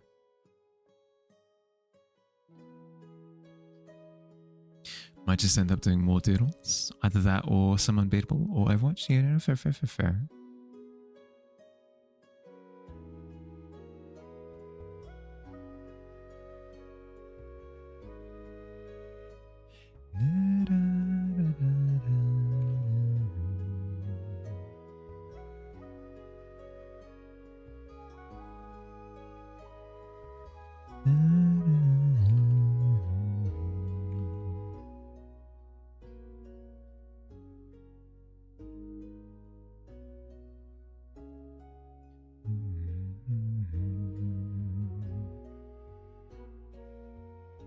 It's cool to hear how enamored you are with Unbeatable Squid, because usually you hear about like trends, right? You hear about trends. It's like, I love the Fortnite or whatever, and it lasts like a couple of months and then it's gone. Whereas it seems like you've really been inspired by Unbeatable. It's really cool.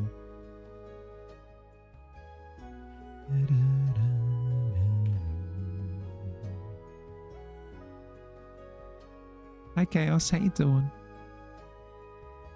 You forgot those exist. Don't have those. I suppose there's nothing stopping you from getting from just getting back in bed. Well, that's the thing, right? Is you can get up, top up food, go back to bed. No problem. Can't believe you're still fixated on Unbeatable. It's been 5 months now and the game is still floating around in your head. Yeah, literally what I was just saying. How you doing, Chaos? How's your day been?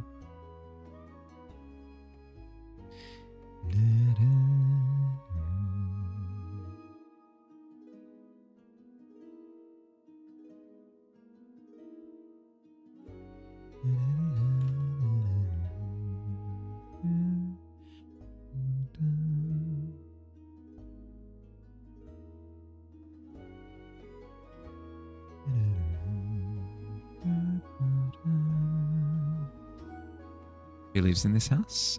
We do. We do. It's this here tavern.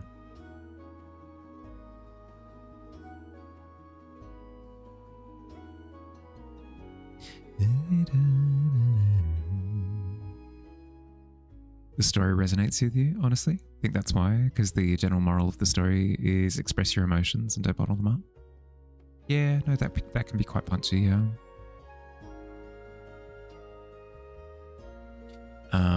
I think it's why the Thunderbolts movie hit really hard for me. Why I really enjoy that film is the message kind of sat with me for a while. You like that? Yeah. It's still gonna take a while to finish, but once it is, it's going to look particularly lovely, I think. Isn't it lovely? Something you do a fair amount of? Yeah. Yep. The line, lose your voice, find your way, hits you hard still.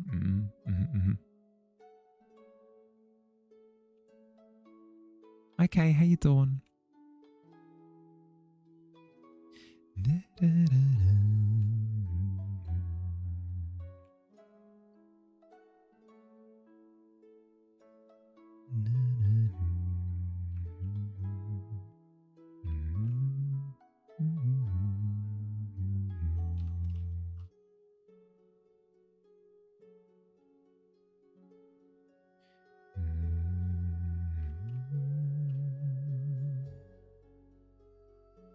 Other than that, all the sappy stuff, it's just a fun game with some equally funny dialogue. Yeah.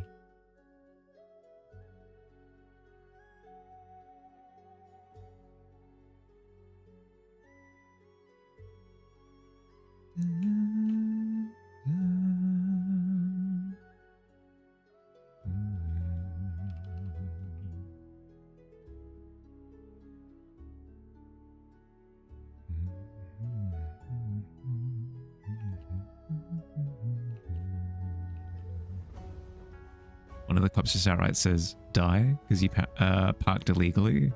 Isn't even your car, it's a cop's car.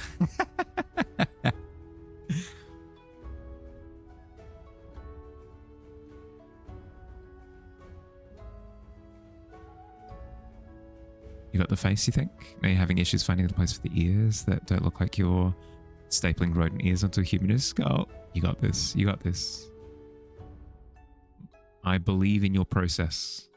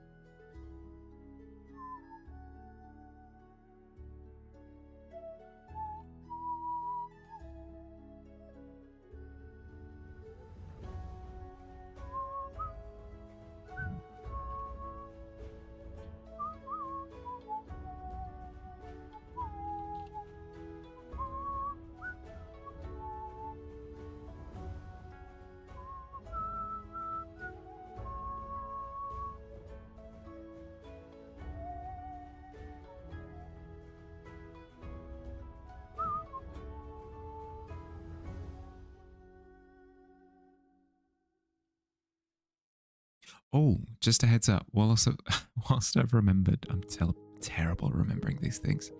The sign-ups for Hearthside are available on the Discord. If you want to come and hang out and do art stuff on the weekend, all of the details for that are in the announcement section.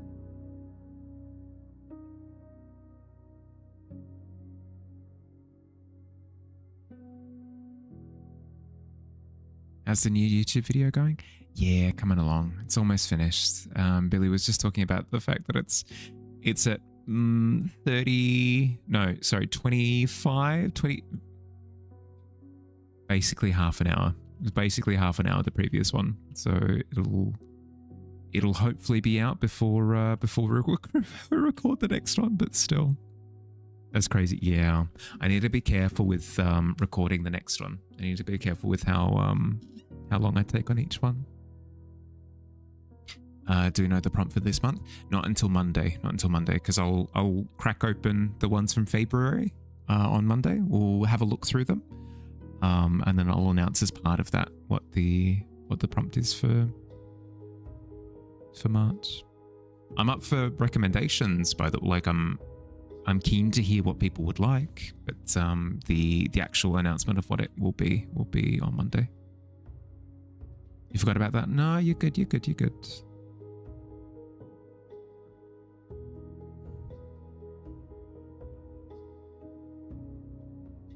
Monarch March?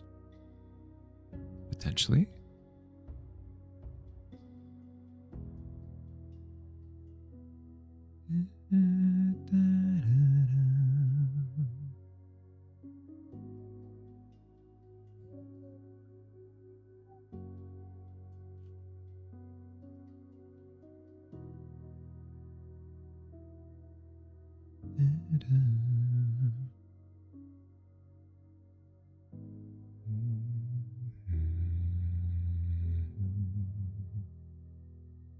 Marching somewhere? Out for a march.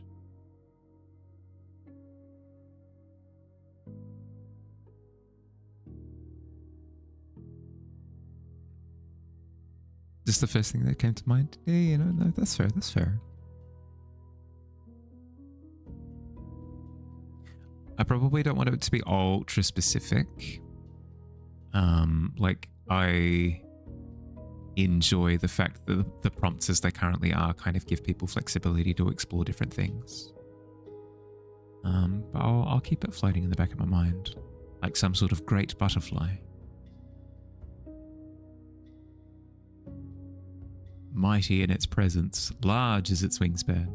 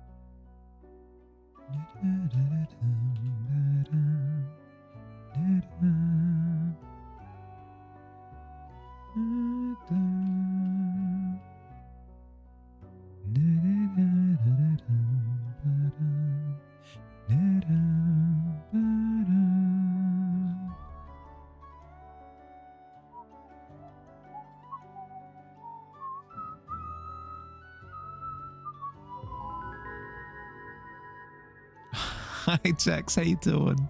Welcome in. Making March into something is much harder than doing the same with autumn months. I know, right? I know. Welcome in. How'd you go? Raid. Welcome, welcome. How was stream? Did you have a good time? I see that you're doing art. Nice, nice, nice, nice.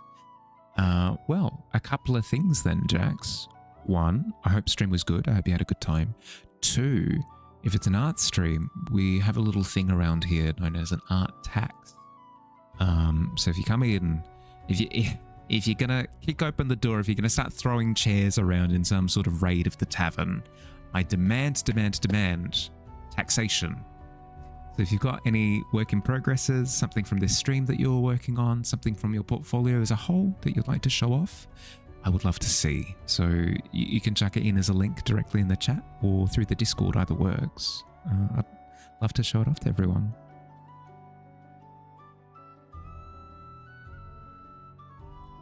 This type of design is suitable for the winter Christmas theme. The tavern, hell yeah. That's the thing. Monarch is another word for royal, is it not? Maybe you're wrong, but you're just thinking about it and think of 5 different things at least. I'll have a think about it. Vanished with the first check-in. Nice, nice, nice, nice. But yes, if you've got anything that you'd like to share,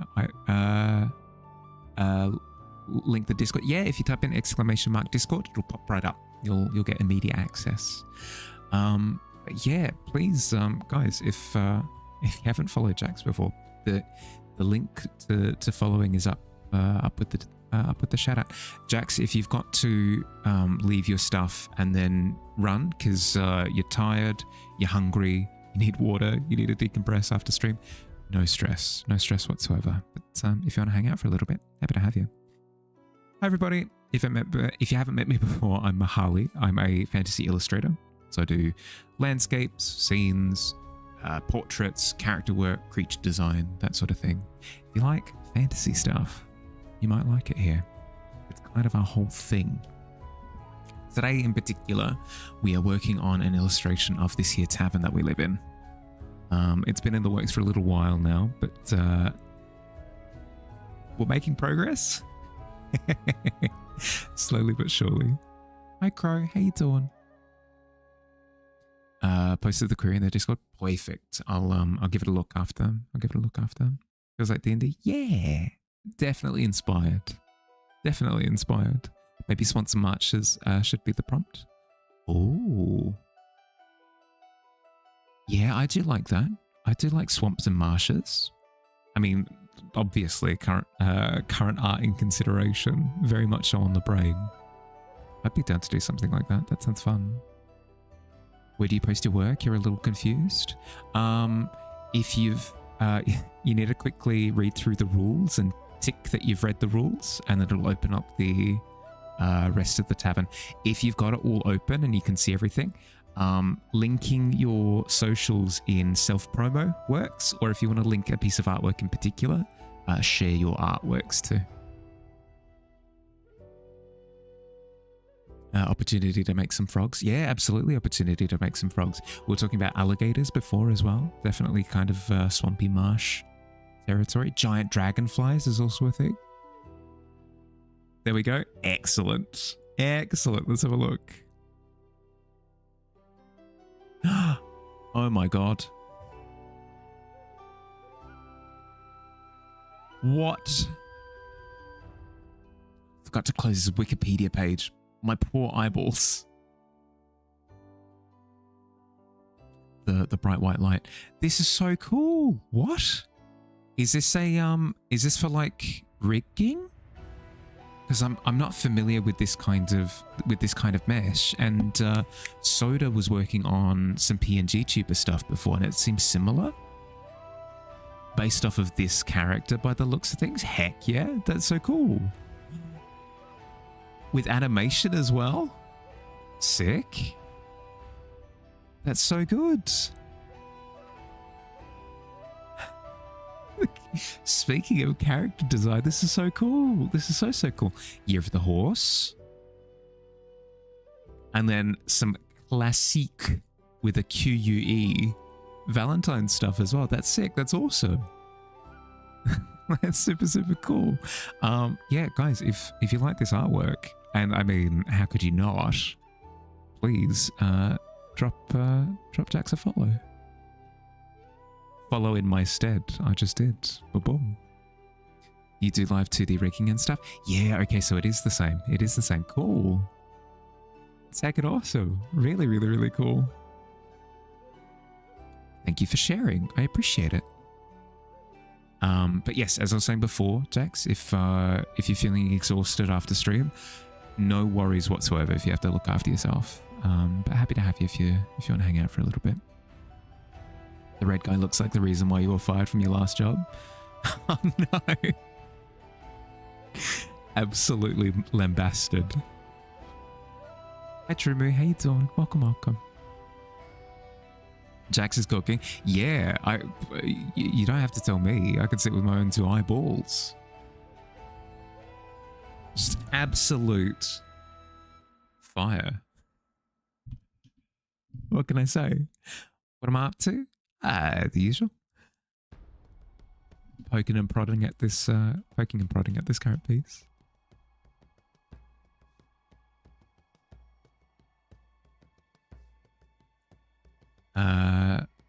Found me when I raided Pumpkin. Now you raid me? Frick. I've been discovered. Yes. I thought I was hiding. Thank you. Thank you very much for the raid, bud. I appreciate it. But how'd you go? How was stream?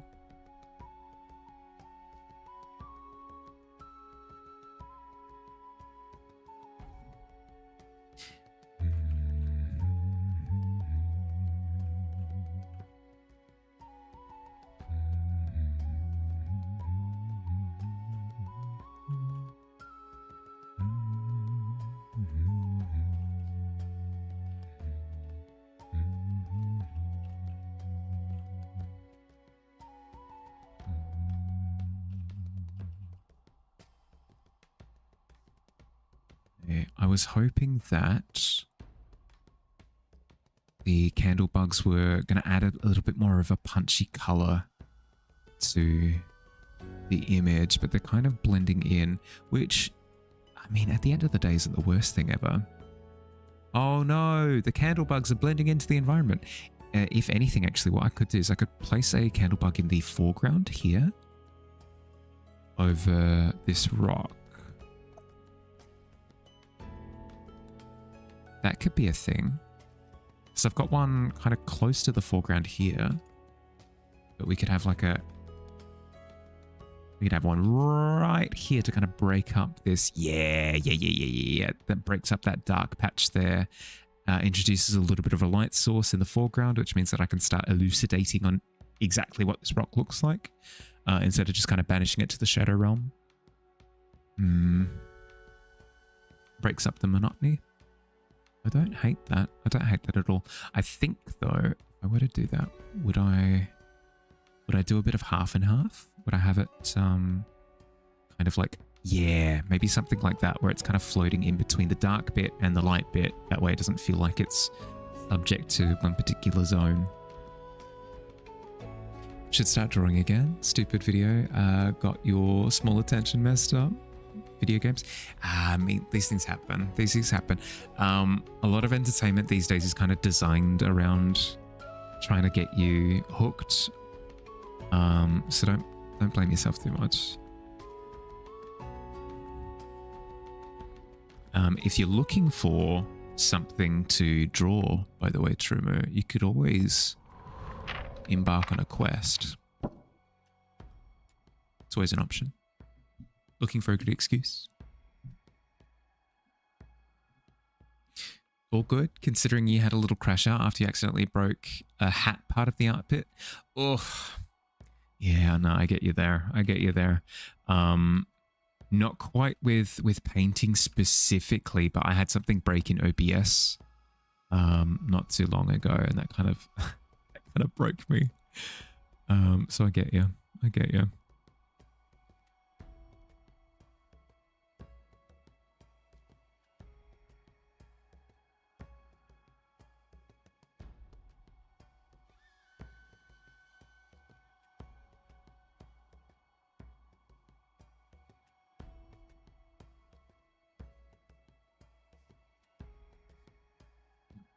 Pardon me. You want to take an art quest again, but shouldn't yet? There'll be so more. There'll be so many more in the future. If you can hear me, by the way, Billy, can you, if it will take you like 2 seconds, can you add automate quest to the list of things to do? It shouldn't take too long at all. So maybe bump that up the list of priorities.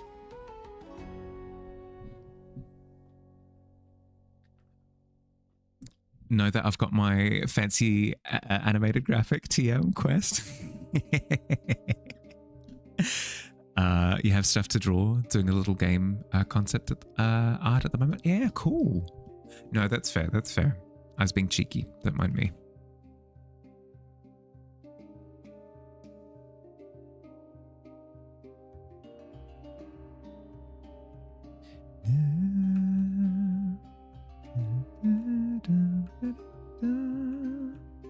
Is it like an indie project that you're working on, or is it like a fan game? Is it what is it? If you don't mind me asking.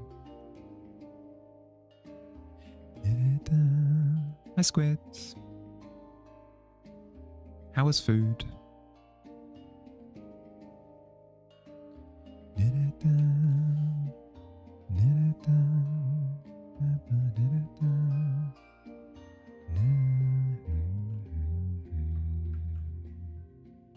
Was good? Had lasagna?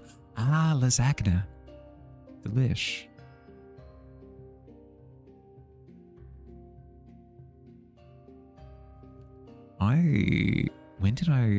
When have I had lasagna? I can't remember the last time I had lasagna. That's deeply concerning. I don't think I've had lasagna for years.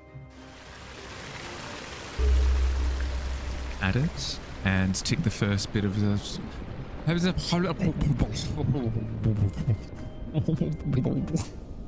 fire. It's not a fire. It's not a fire. It's a candle bug. I do like the idea of the panic. Ah, it's a fire. Flood the tavern.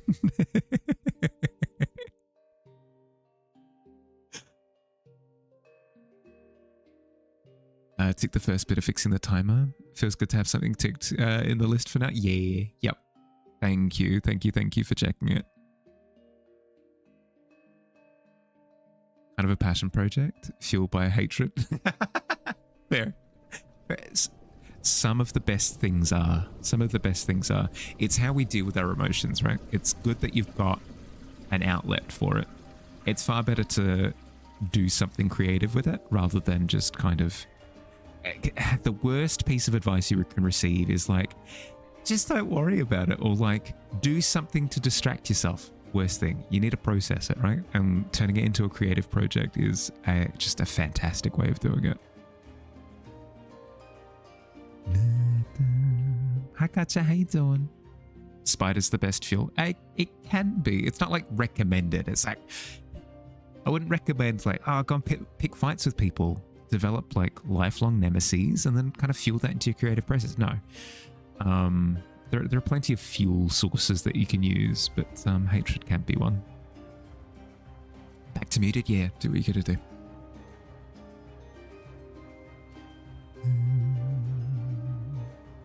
I keep shrinking the. I mean, I know it's part of the rendering process, but I keep shrinking these little candle bugs, so I should bump it up again.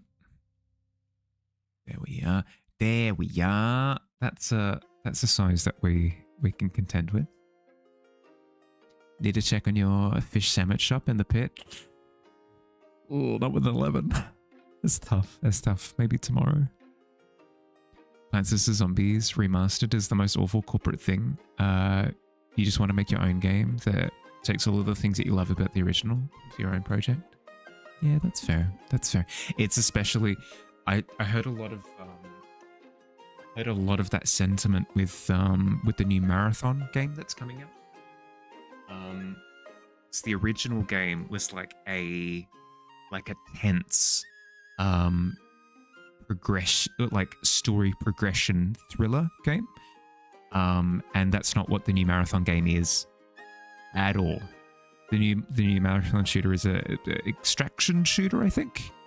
It's just completely different genre. It just does away with the original concept almost completely. I think it alludes to some of the bigger problems from the original one in terms of like, oh, maybe this person is responsible, blah blah blah, whatever. But it's just not the same thing at all. So I could imagine doing something similar with Marathon as a basis, where you take where the original Marathon left off and you kind of spin that off into your own fan-developed project, where it's true to the original source and explores some of the cool concepts from there. I can see the merit. Had an incredible experience yesterday. You did 1.5 hour line of action class.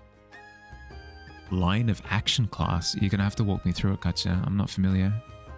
Really bad when people drop their main gameplay just because it's more mainstream or makes more money. Yeah. I can understand if it's a spin-off. If it's a spin-off, it kind of makes sense to, like, sure, explore the themes of the original with like new gameplay elements. But when it's been like, it's been 10 years since the first one, and then we're doing like a big budget spin-off to it, it just feels bad because it feels like there was a missed opportunity to explore a sequel. It's like timed sketching. Oh. Hell yeah. Okay. And it was really impactful for you? Like you really felt like you got a lot done in that 1.5 hours? Like that crunch kind of pulled a lot of your potential out of you? That's cool. You have a silhouette idea cemented down, appears to have a hunch that but otherwise meh. Why so hard? I mean, I've complained in the past about sometimes new landscapes being like I'm trying to reinvent the wheel. It's kind of true. It's like a lot of the learning gets reverted, and it's like having to learn how to pick up a pencil all over again. But also incredible progress from January. Nice. I'm proud of you. Good job.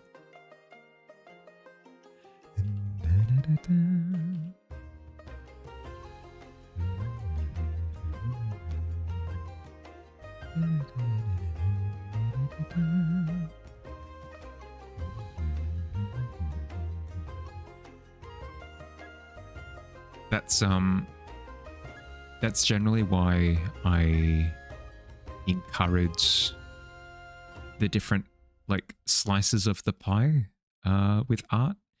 Like, yeah, you could just do drills, or you could just kind of like push your potential, or you could just have fun with art. But I feel like you get incredible results when you try a little bit of all three.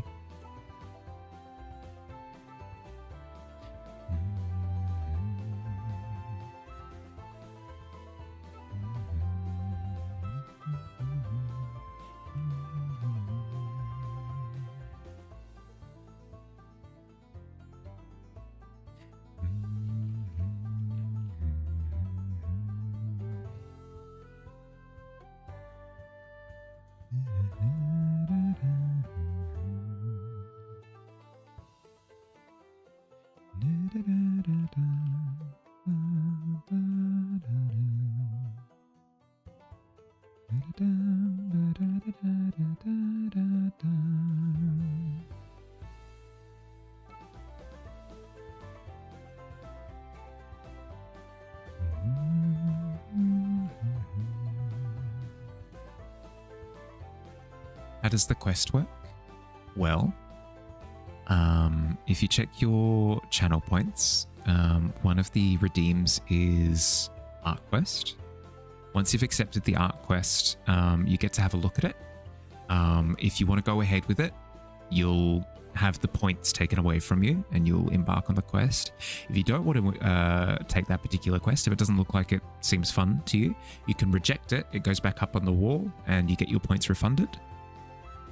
In terms of what the actual quest is itself, it'll depend on what the quest giver is sort of wanting. So it might be Quill the owl, like Quill over in the corner sleeping, might want a new breakfast item, like bacon and eggs or something. And then he'll tell you like one of the three ways that he'd like you to prepare it for him. Yeah, you just decide on what the challenge is that you want to do. Okay. Tentatively, Kat, you approach the wall. You pull down the piece of parchment that's pinned with the dagger. As Katja in the background trips over a chair leg, does a double flip, the floor opens and she vanishes from sight. But you don't notice. Your attention is fully on the piece of paper in front of you. You pull it out and you read. Jam the Bard is wanting a new pet.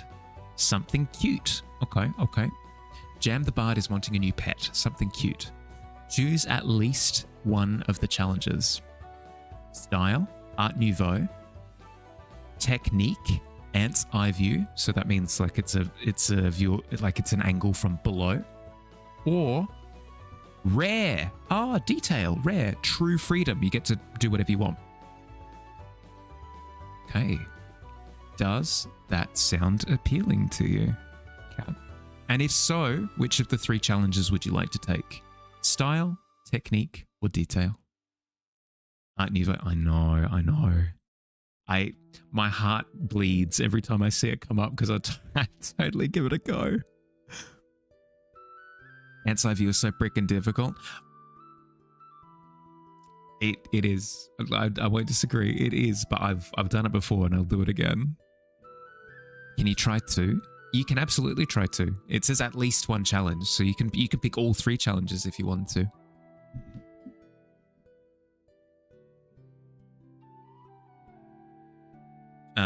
Katja just nonchalantly slips into the pit. Yeah, exactly. Bye.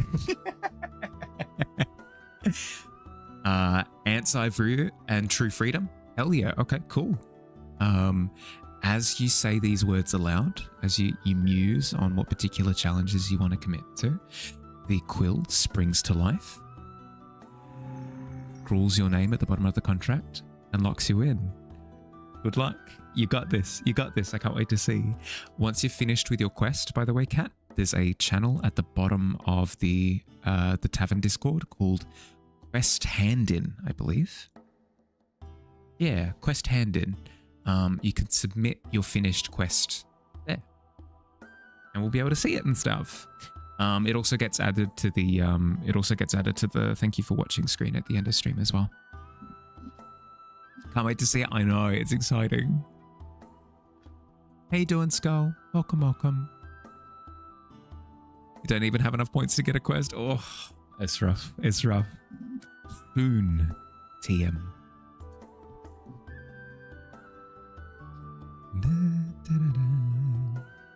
Yeah, Kay down there, by the way. Katja. Oh, speaking of, actually, Katja, there's a new emote that describes where you currently are.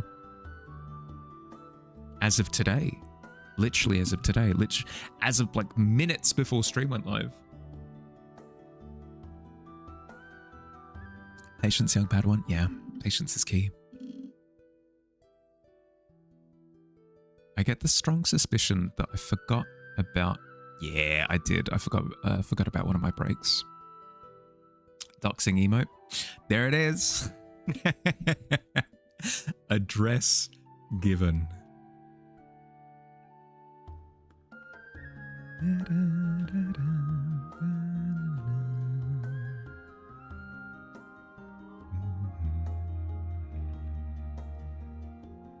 Love it.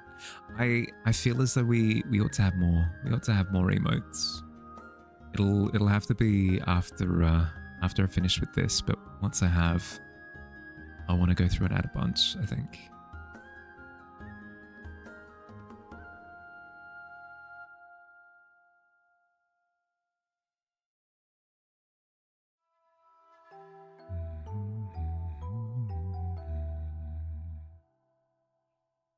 Is Candlebug what we're calling the lighting bugs? Yeah. Yep. So these guys are Candlebugs. They're like little moth creatures that behave similar to dandelions. So they've got little spore fronds that stick out from the middle that emit light.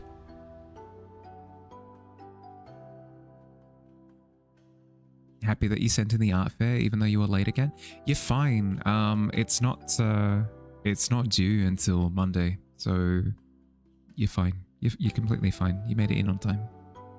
Is it a fantasy thing? Yeah, it's a it's a tavern thing. It is unique to here.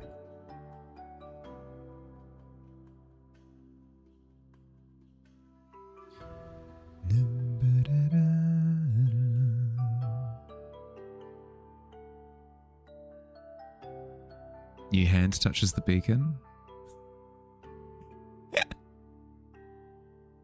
In reference to what?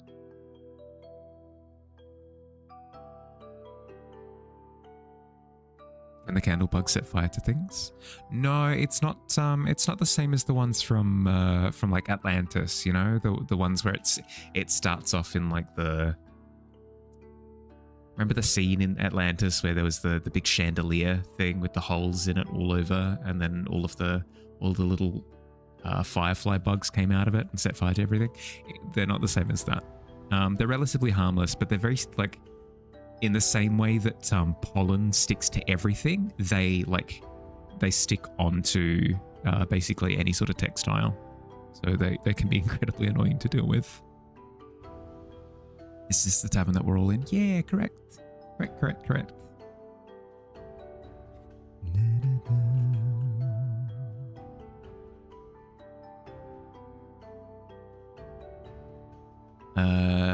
Edges that I'm drawing make it look like a dodecahedron or whatever. Yeah, I think you did spell it correctly. Sorry, on reassessment of your spelling, it was a little bit of a car crash, but that's okay. I understand what you said.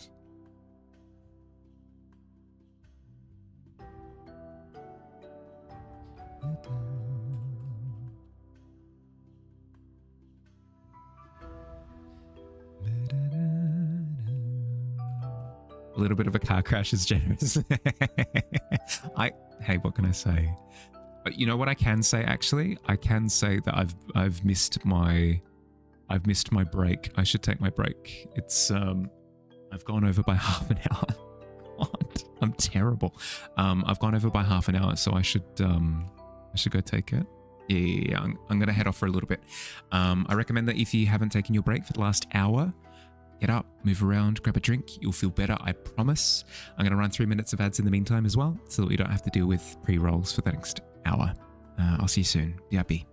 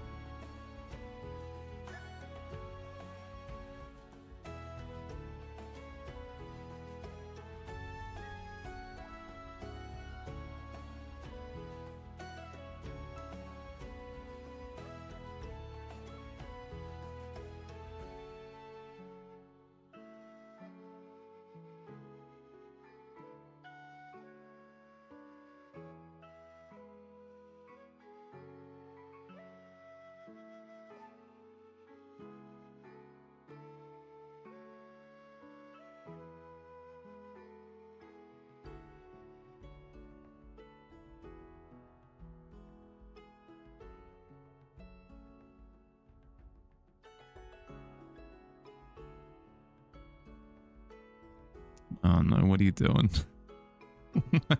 What's happening? Is the emote being weaponized already?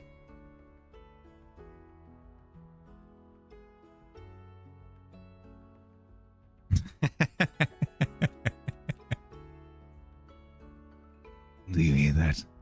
Boy, listen. On the wind in the distance. Do you hear the cries?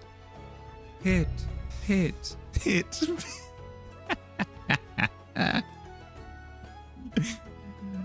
Oh, dearie dear.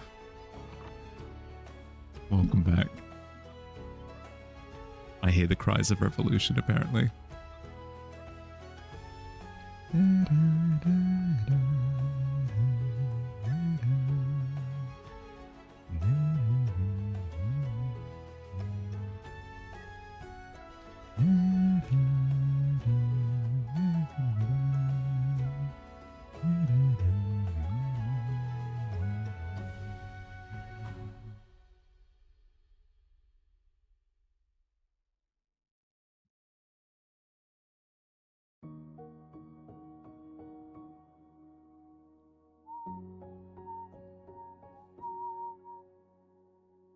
Wraps eel sandwich in wet newspaper. Made sure to dunk it in water before. Oh, wet sandwich. No. Do you make a critique post if you want help, advice with your quest? Are you supposed to do it alone? You can do whatever you like. If you require assistance in your quest, you absolutely can. But do keep in mind that quests are supposed to be like loose fun, in the sense that they're supposed to be little challenges, but don't hurt yourself in the process, you know? It's an excuse to do something fun. Don't push yourself too hard, okay? Not supposed to be the boob, but a long hybrid between stinger and ferret. The tail of the ferret beetle is a long fluffy stinger, but now it looks like a very long laggy boob. And you don't know whether to laugh or cry. You can see it being what it's supposed to be as well. Well, that could be where texture could potentially help. If it's supposed to be a tail, right? Adding the fluffy elements to it, even if the shaping is maybe a little bit, you know, suspicious. Having a bit of texture to it can give it the like the bee sting kind of vibe that maybe you're looking for.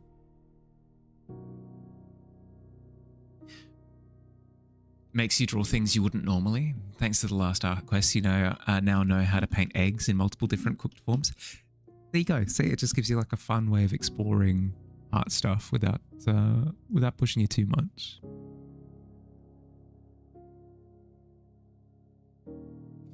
The quests, does the art style matter as long as it's on the theme? Because not the best at D&D-esque art styles.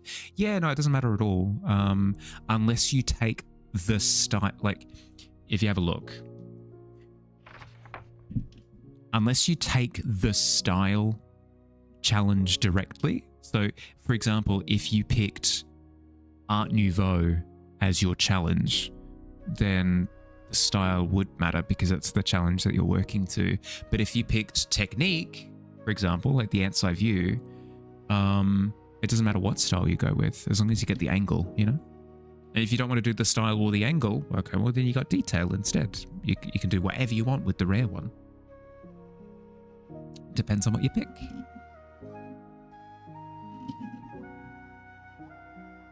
Wiggles eyebrows.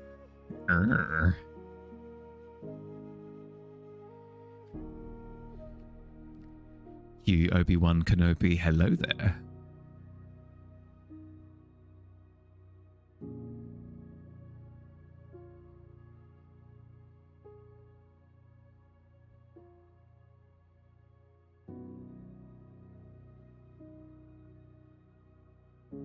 The irony, you got complete freedom on your first quest. I know.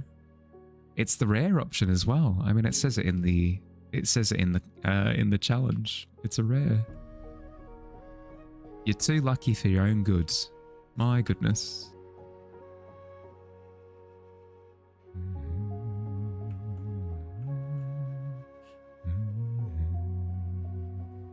Think you got 2 rares on your first. You did. I do remember that. I hadn't remembered whose quest it was, but I do remember somebody having getting the 2 rares on their first quest. So good. Does the community vote if you pass the quest or not? No. It's just a self-challenge.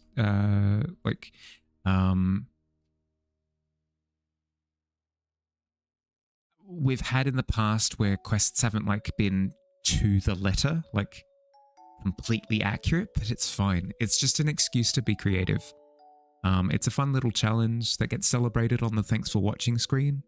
But apart from that, it's just a fun little pastime. The lighting on the rock is so satisfying. Thank you. You saw Digi's quest? Did he submit? I haven't seen it yet. I've not seen it yet. I'm surprised. I would have thought that he would have come in here with his big boots on. Nothing wrong with big boots, by the way. I just it is a Digi staple.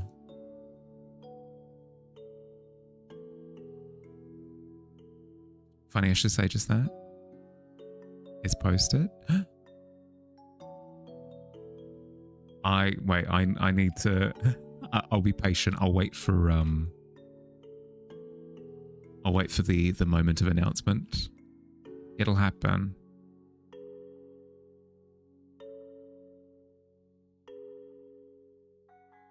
It's for the previous one? Right. I was going to say, because he's working on one at the moment as we speak. Making short video for the quest? Yeah. Josh is insane. He's so good. The animation is bonkers. So good. Josh, I hope you can hear me. I mean every word. When you watch on this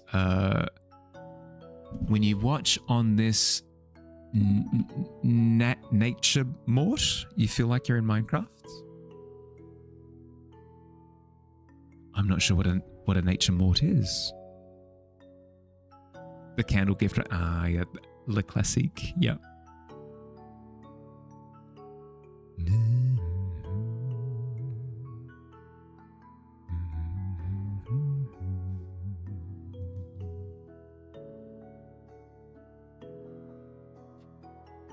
You thought it was a firework, which would be hilarious to get just in time.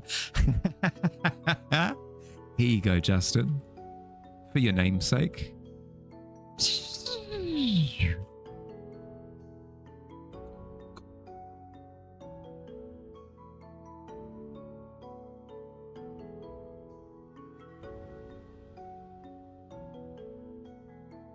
Receiving a firework in the mail just as it goes off, I think, is maybe the rudest thing I can think of.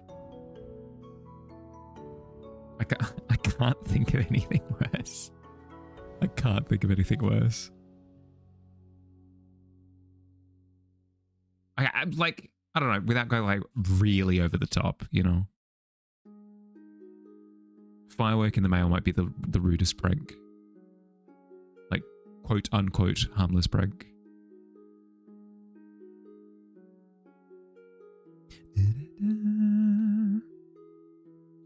Oh, why did that auto mod, excuse me? Why did you grab that? Nature morte is a genre of art. Oh, okay.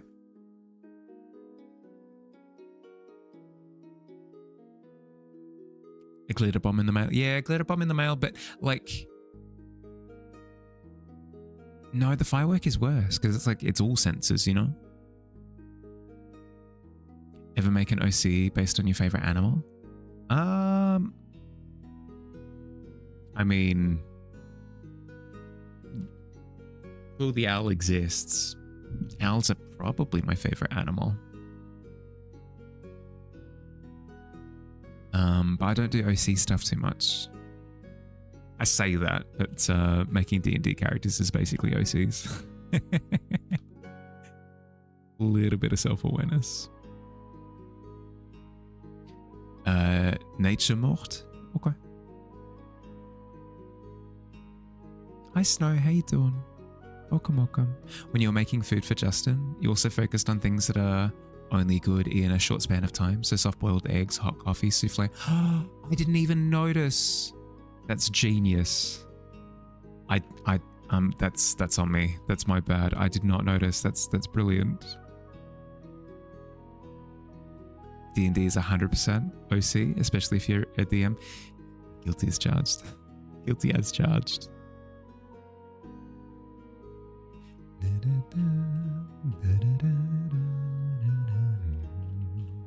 Yes, my D&D games are basically, I have my players at gunpoint and I force them to play through my creations. Yep. You're going to float this tavern? Float it where? Stoda, I saw the rig, by the way. It's so impressive. It's so impressive. The way that it all just kind of flows is so satisfying. I loved the hat as well. The hat was fantastic.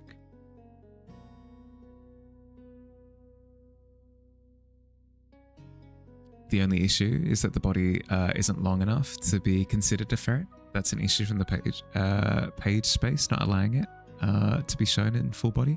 Well, that's completely fair then.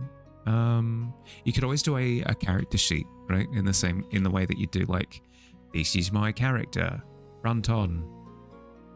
This is my character, side on. This is my character, sat at a table playing poker. You know, like a little example sheet of what the character's like static states are and stuff. Stranger Things vibe in chat. Always for a bunch of nerds. You love the lights? Thank you. They're fun. They're adding the color and light punch that I was looking for, but I'm still, it's still not quite there. I think either maybe adding a couple more candle bugs, maybe some more details could do it. I'm not entirely sure yet. Of course, Soda, of course. Here we go.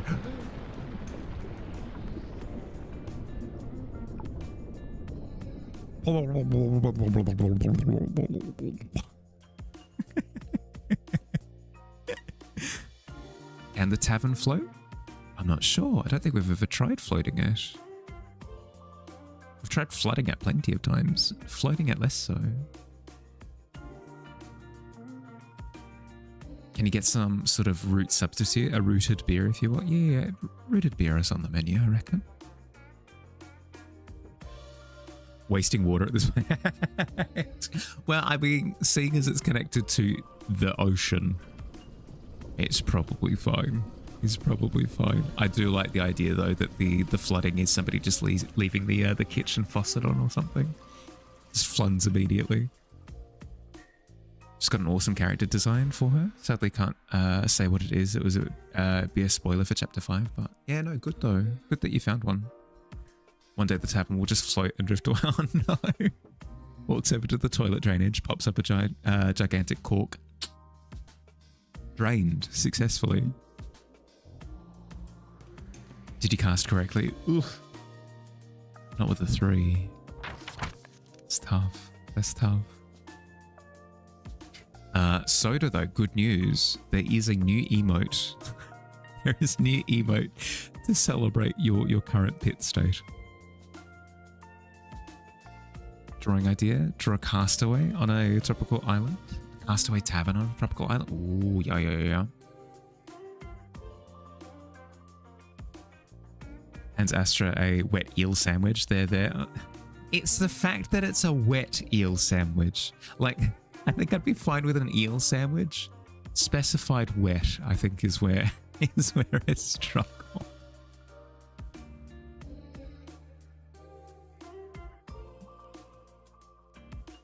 Pit. Fixes the issue of not long enough to be a ferret on the page. Hey, there you go. Boom.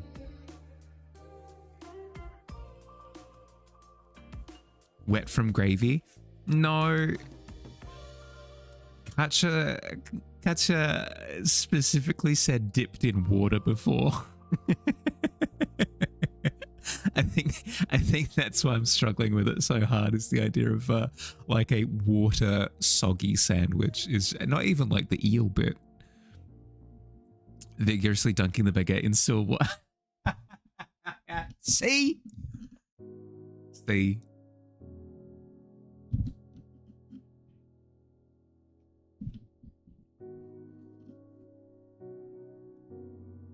Can you get an eel sandwich on rye? Which upsets your stomach? Ugh. I mean, it would solve the problem if I didn't eat it. Trying to defend the sandwich shop from the food inspector. It's gravy, I swear. I swears it's gravy. I swears it's gravy. Swears up and downs it's gravy.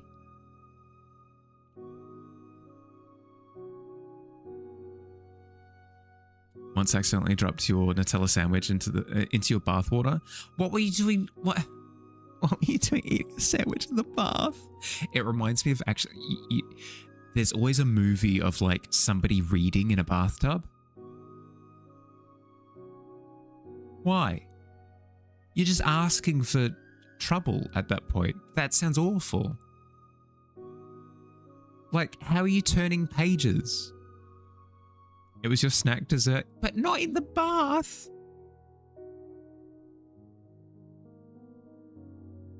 Moldy ass bread. Oh, dear, dear. Yes, it's always fun to add punctuation in strange places.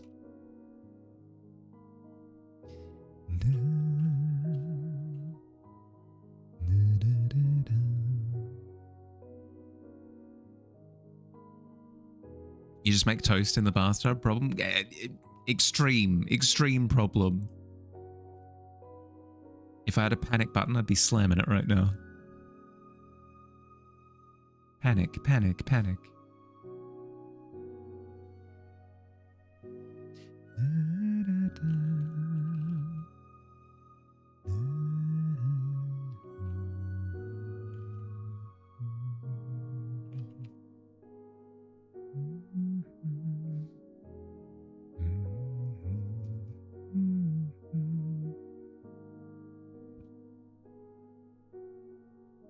Same idea of chilling in a pool with a book or food. Yeah. That's the problem that I have, is that at least with a pool, I can kind of see you being able to maneuver yourself to stay dry the entire time. Whereas in a bathtub, it's just kind of part of the territory that your hands are going to get wet. You're gonna make the book wet. No. Rhymes. What's the best food to eat in the tub? Probably the worst person to ask. I'd never eat food in the tub. But if I had to, slingshot to forehead.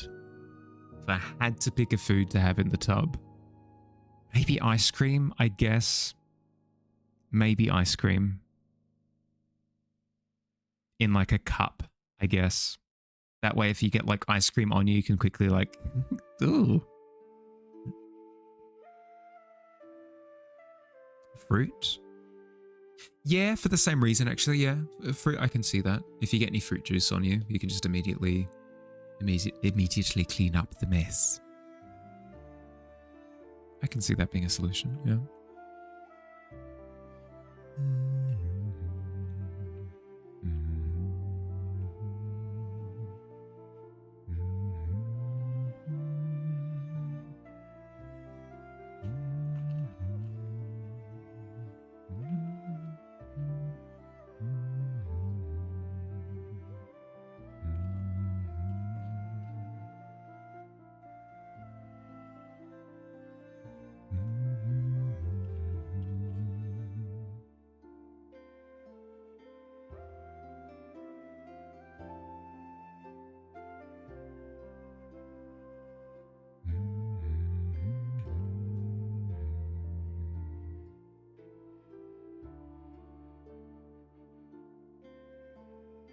Turkey sandwich in bathtub? I mean, say a whole turkey turkey with you in the bathtub. I mean, like, it's very, how to say, it's very medieval lord energy. Because I can imagine myself, you know, like fully, like reclined in the bathtub with a turkey leg up in the air, sort of adjudicating to my servants, like, fetch me more warm bath water. Just grabbing like an oversized goblet of wine, guzzling it like pouring down my chest into the bath water. Wiping my face with the entire back of my hand.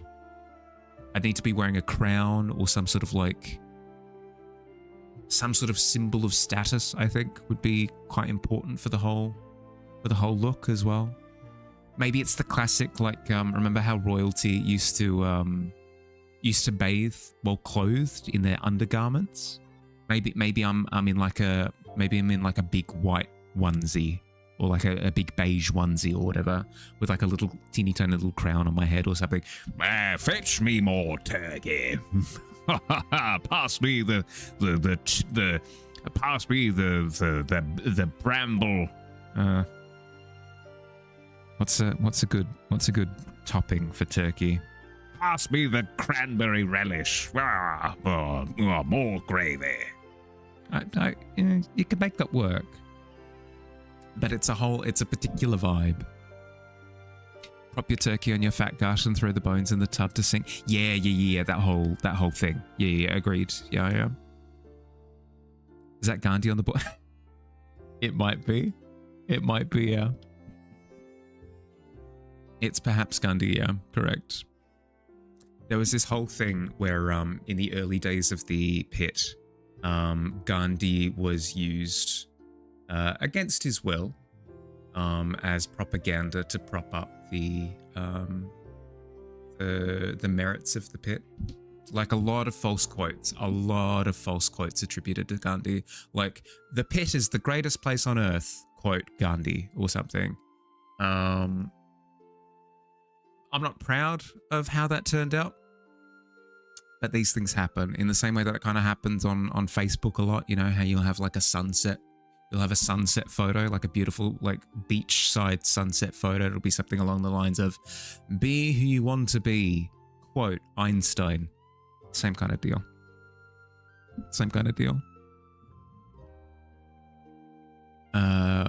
Why you love my channel? Because the world around is crazy. Wars, conflict. Here you see medieval pubs, fat guys in a pink jacket. Yeah, exactly. It's fun. It's a good time. As much as it is important to stay on top of like world events, I think it's important as well to just kind of chill sometimes, you know? Thinking of the clone high version? The clone high version? I'm not familiar with a clone high. Is there a clone high in the same way that there's like a monster high, or like a East High from High School Musical? Almost missed the ramp board. Yeah, almost. And then you remembered how silly it was. You give a man a fish and you feed him. Quote Gandhi. Yeah, exactly. Word for word. Ever had a dream that you could think that you could do anything? Exactly. Enjoy your look, Soda. Enjoy.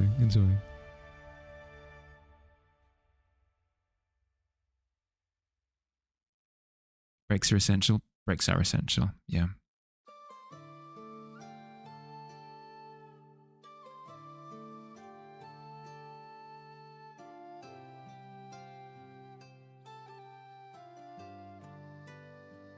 I don't condone full escapism, like 24/7. But at the same time, I don't condone steeping yourself in it at all times of the day. I think it's important to strike up a balance, very much so. Be right to Baku. Chrome just randomly deinstalled from your work PC. Yeah, all good. Do what you gotta do.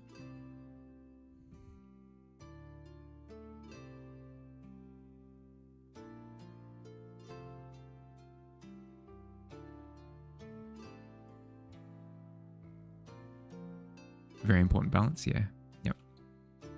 I trust that there are capable people out there who help with keeping the conversation alive about current events. I'm doing my part when it comes to just being a place where we don't need to talk about it, you know?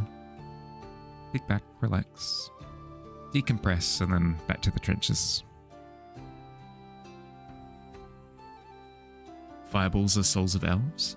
No, so the these little guys are candle bugs. They're little insects similar to moths, where they've got like a little body on the inside, and then they've got almost like daffodil flowers.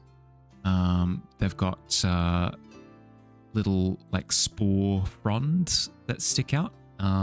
They emit light in their core, and then it kind of follows the little strands up.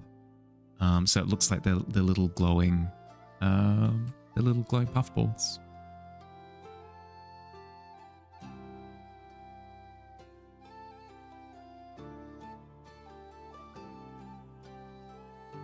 It's appreciated, yeah. I appreciate being able to hang out with everyone in the same way. It just gives a break, you know.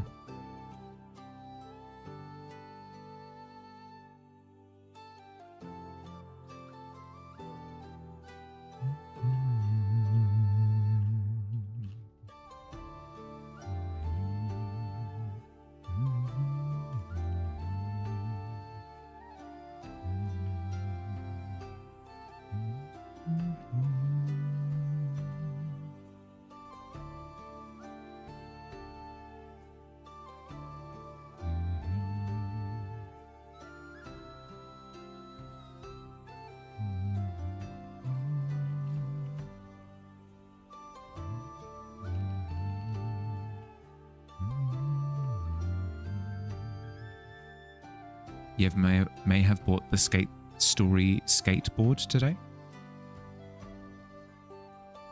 I mean, you really enjoyed the game, so I don't see there necessarily being an issue, unless it was like $1 million. Was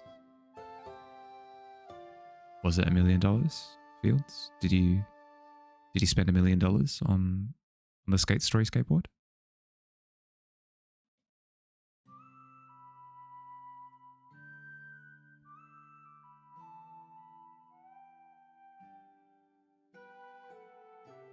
It was $T million?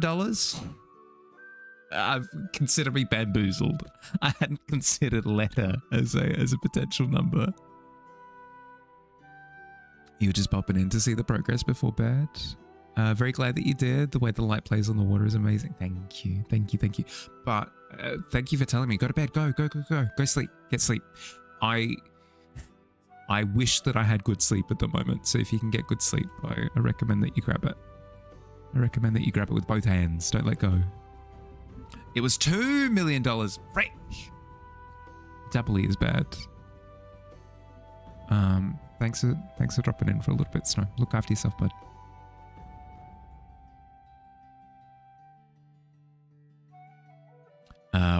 Why don't we read 2 as Tawu? I mean, it'd be fun. I'm not disagreeing there.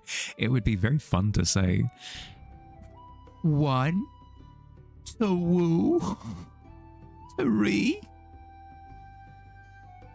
3.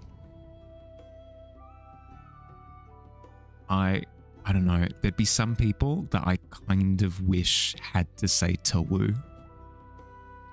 I think there'd be some people that I really wish to see them have to say Tawu. I think it would be very fun.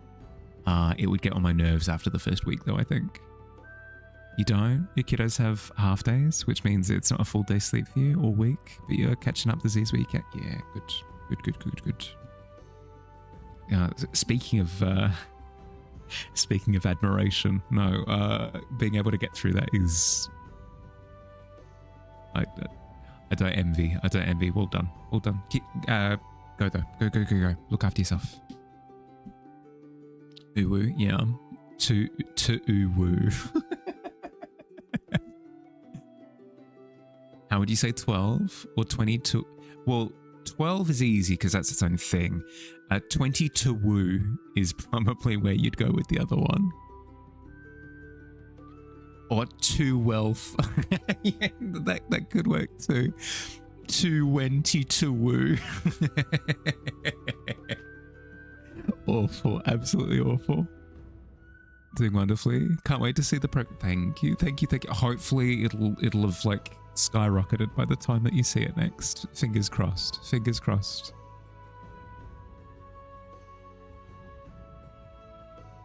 You needed that?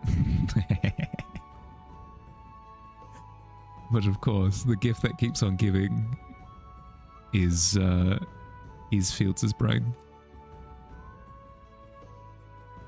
Commissioning 11 to be renamed to 11teen. Yeah, that's always fun. Like same with what is it, Bilbo, who's having his 11st birthday or something? We need more. We need more whimsical numbers, I feel. To woo, I think isn't whimsical. I think that's something else. That's another kind of something.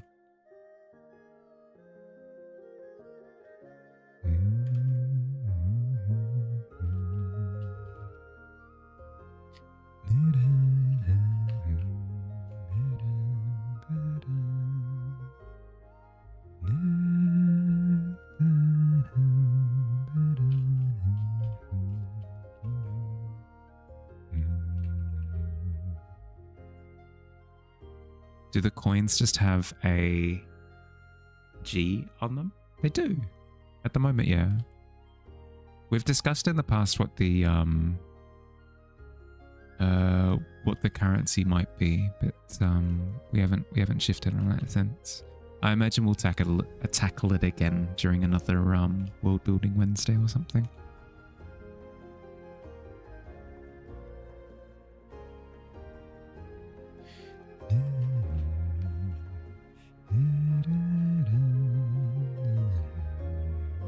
Robux, yeah, true. Sorry, to woo. I think the conclusion we came to was something along the lines of the tavern is a place of transit in the sense that it's a transient place. It's a place that travelers come to, so we technically accept currencies from all over. So there wouldn't be like one type of currency. We should probably decide on what like one of the big ones is though, so that we can redo the gold piece. There is no other design for the coins. There is another design for coins that exist in the world, but I don't believe they're like the replacement for the gold piece. I don't believe so. Because Jade did a wonderful set. Is it in Tavern fan art? It may be, it might not be. Let me quickly peruse for a second. I'll either spot it or I won't. Yeah, no, I don't think it's in Tavern fan art. It was shared a while ago. Jade might pop up a little bit later. And I'll ask.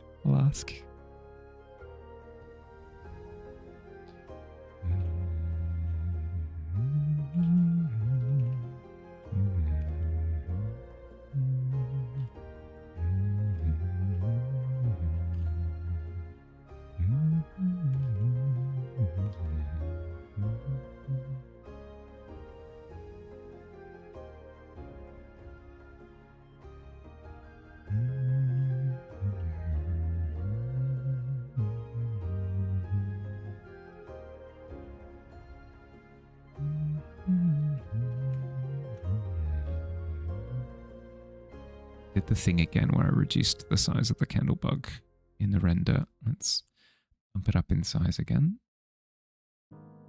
Bubble. Hi Slink, how you doing?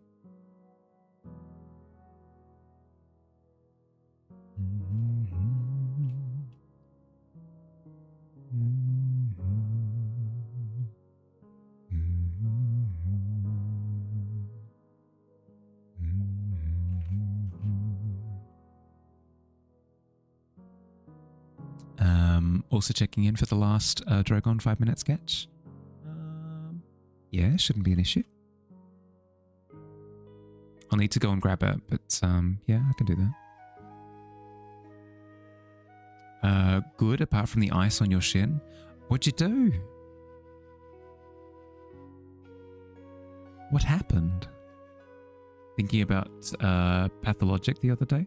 The only way to fast travel around the map is trading rare coins called fingernails to these strange ferryman creatures.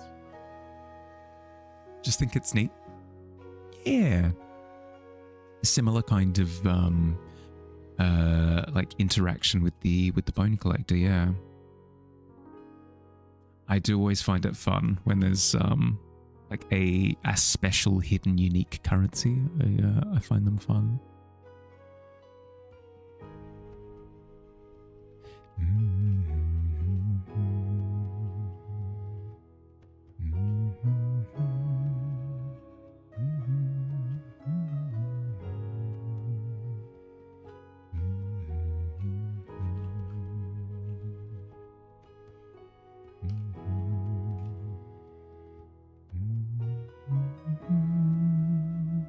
Tavern coin, but it just opens a doorway.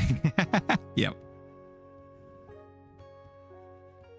You can get to the... It's literally just a bathroom pass. It's literally just a bathroom pass.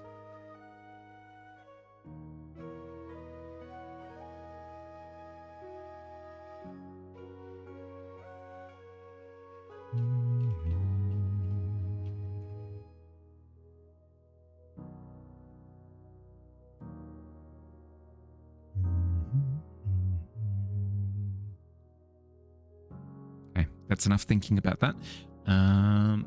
To the 5-minute sketch.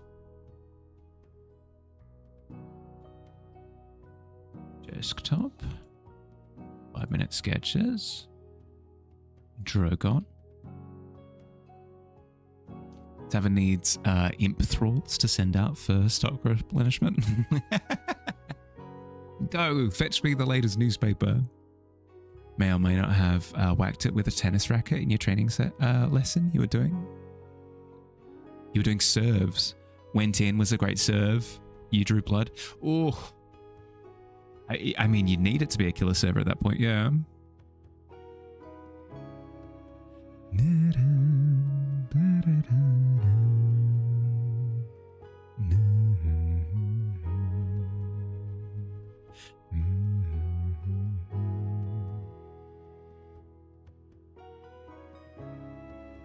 Slay. Is that what you yell out when you perform the serve? Probably one of your best serves too. I mean, the most difficult thing is picking up on that feeling that you did, that you had when you performed the serve and being able to replicate it afterwards. Just lurking until you get home. Yeah, no stress, no stress. Do what you gotta do. Okay, Drogon. The timer is fixed now, by the way, which is super exciting. She function. Safe travels to get home. 11's fine. Slightly above average. Is it a crime to serve? Get served. I don't think it's serving in the same way that you would like as part of perhaps a dance competition. I don't think it's one and the same. Okay. What are we doing? What are we doing with Drogon for this last one? I think maybe I'm liking the background as is. I like the background as is. It's like it's loose enough to where it's fine. It's fine. Drogon himself could maybe use a little bit of detail. Is maybe what I'm thinking. We can give that a go. Yeah. What kind of detail would I add? I might start adding a little bit of like a blue shadow to the underside of the face here. I could tarnish this right eye with a bit of blue as well to kind of lean into that. Bit of blue under here as well. Bit of red shadowing under there. Could have some reflective highlights on scales here.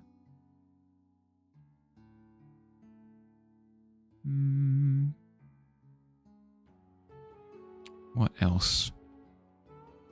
I could actually go through and render like the back spikes. Could do that too. He has some webbing in his tail. Yeah, it's okay. It's okay. I've got an idea of what I want to do. Okay.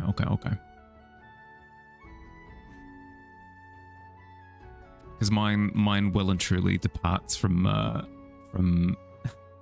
from the Game of Thrones show, so it doesn't make sense to start being accurate from now. Okay, 3, 2, 1. Let's go. Grab that blue. Start adding blue to the face here.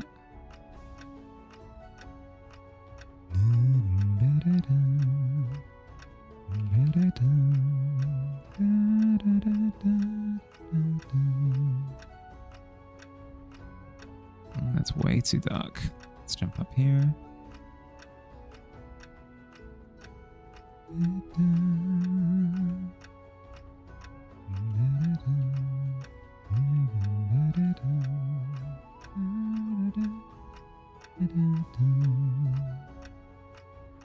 Something like that. Go here. Tighten up some cheekbone elements.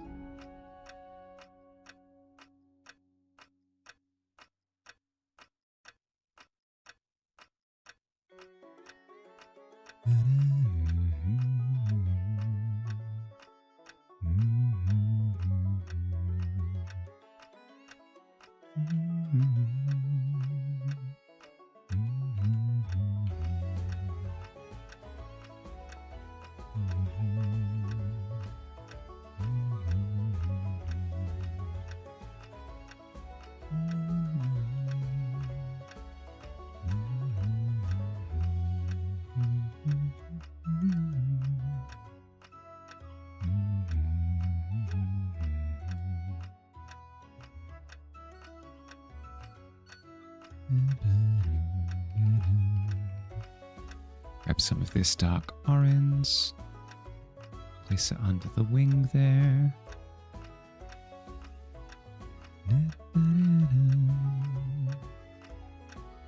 Extend this highlight through this side of the back. Grab some of this blue. Go into the underside of the wing here. Underside of the tail here.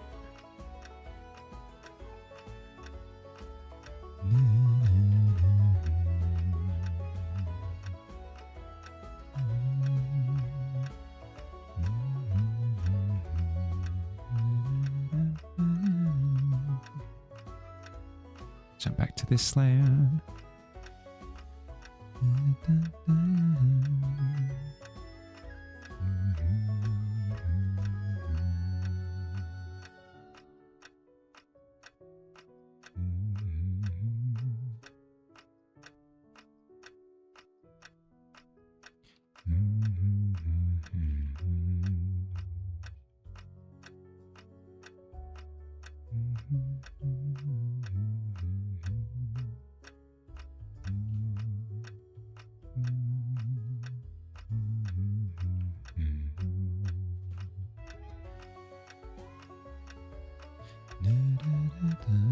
Oops, dragon. Achoo! Oh, it's a dragon.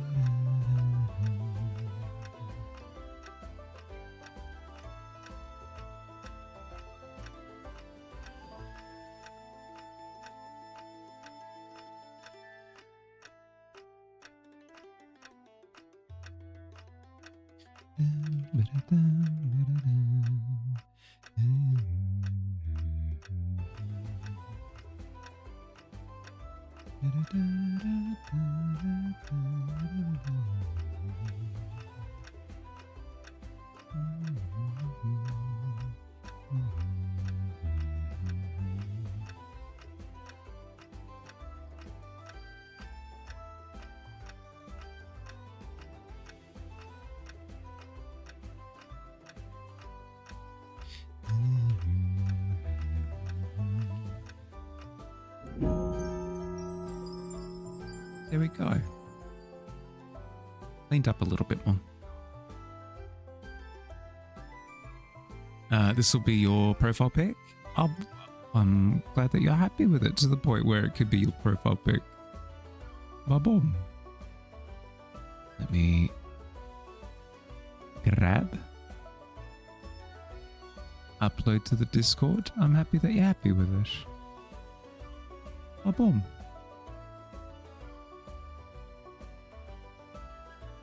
Can you eat this 10-pound burger? Ooh, not with a 7. Not with a 7. That's rough.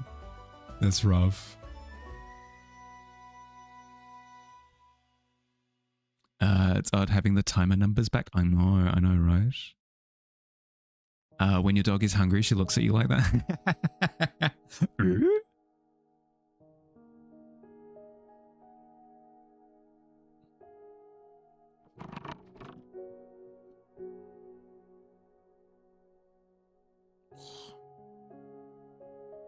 Welcome back, Katja. Did you figure out what happened with Chrome?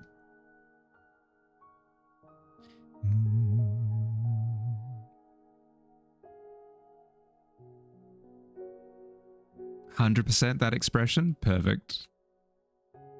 Perfect.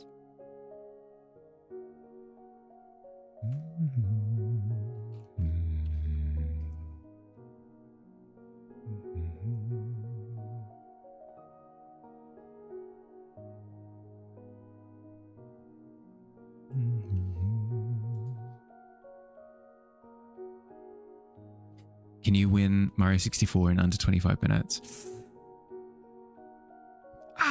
That's rough. That's rough. What can you do?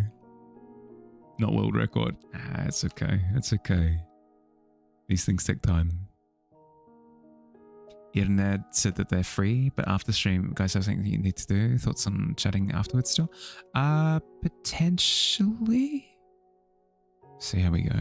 See how we go. I did voice that I wanted to get to bed early tonight. We'll see. Thanks for running up past me. I appreciate.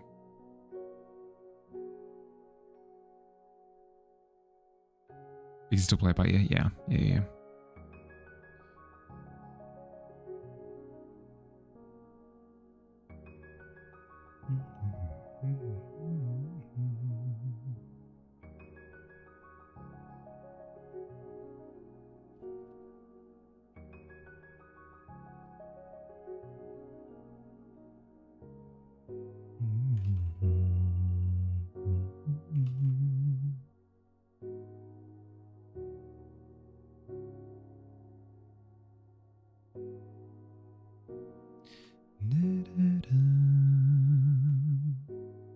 Will you roll double digits? You absolutely will. Ba-boom. Knocked out of the park. Let's freaking go.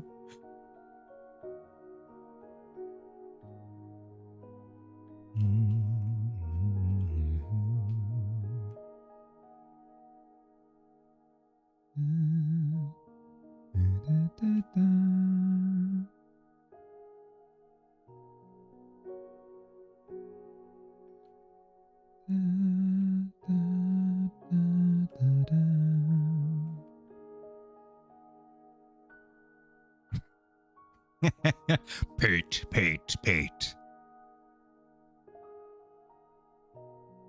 Rongo wants Pete.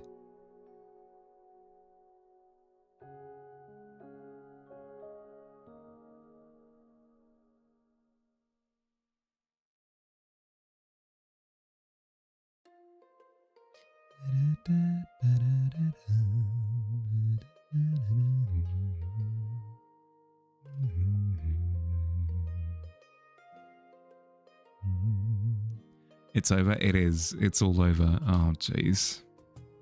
That's tough.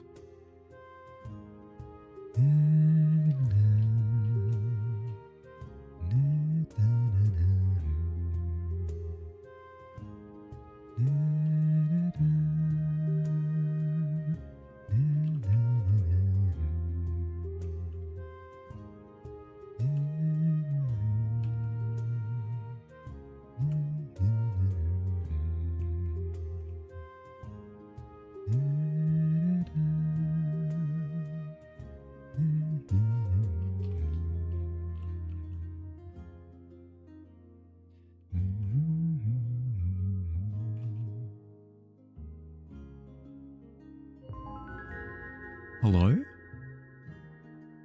Hey, Miss, how you doing? My voice expression sounds like a drunk old guy from the 80s movies. You feel warm? I'm glad that I can, well, for one, send Noel to the pit, but two, I'm glad that I can bring you such comfort.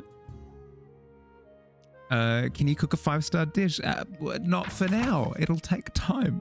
Hi, Miz. Welcome in. Welcome in. I hope you had a good stream. What were you up to? Resident Evil 4? But...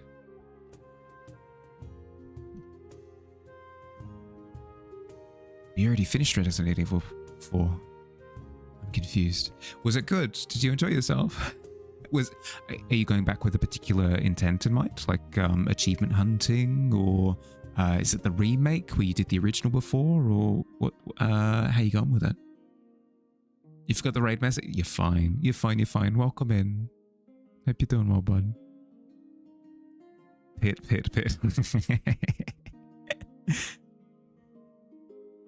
Can one of us say hi to the Bone Collector? Not me today. I actually rolled decently today. It was like a 13 or something. Not bad. You finished 9? Well, yeah, I know that you finished 9, but I thought that you'd played through... You'd played through 1, 2... I thought that you'd played through 4. I thought that you just hadn't played like 7 and 8 yet. Where I was... Or did you not finish 4 yet before jumping to 9? Thought Resident Evil was 9. Yeah, it's up to 9 now, but Miz was going through and playing all of them. I had thought that they'd finished 4 already, but my bad if that's not the case. Didn't finish 4 and 3. Yeah, okay. Yeah, see. Talking to 2 people who just sent to the pit. Oh no. Yeah, fair. Miz, 1, I hope you had a good stream. I hope you had a good time. 2, I know that it wasn't an art stream specifically, but if you've got any work that you'd like to share, I would love to see, either directly in the chat or the Discord. Either works. And then 3, I suppose, since we're listing numbers, if you've got to raid in but then run away because you've got to look after yourself post stream, I completely get it. No stress whatsoever. But yeah, you got to look after yourself. But if you want to hang out for a little bit, happy to have you. Happy to have you. Why is Leon so daddy? I mean, seemingly more so. Seemingly more so. With each game that goes by. Smile? Absolutely not. I refuse. Leon is so daddy now. The memes that came out of RE9 are wild. Yeah. Wild but fun. Yeah, but yeah, Slink, do what you gotta do. Do what you gotta do. Can share the tattoo design. Yeah, yes, please. Yeah, send it through. 1 million? Yes, 1 million. $1 million. In terms of what we're working on today, is more of the tavern. We're getting places with it. I'm learning to not be stubborn and to break up my rocks in the way that I know that I should. Oh, here we go. Here is the link. Let's see it. Sick. That's awesome. That's so good. Absolute killer clown from outer space kind of vibes to it. So good. So good. I love like the ichor drip effect that you've got going on, and then obviously, wait a second, Miz. Now, you don't have to tell me if you don't want to. Maybe this is a secret, but are these eyeballs? Are these eyeballs at the end of the jester's hat? Are these eyeballs? Jester is hype. Jester is so hype. So hype. So good. Super clean. I love it. Toma would be proud. Toma would absolutely be proud, yeah. Toma would be proud, and then some. Eyeballs, black and white, slight cursed imagery. Perfection. Maybe I can keep a secret. I swears. Clearly Christmas ornaments. It's all a matter of perspective, right? All a matter of perspective.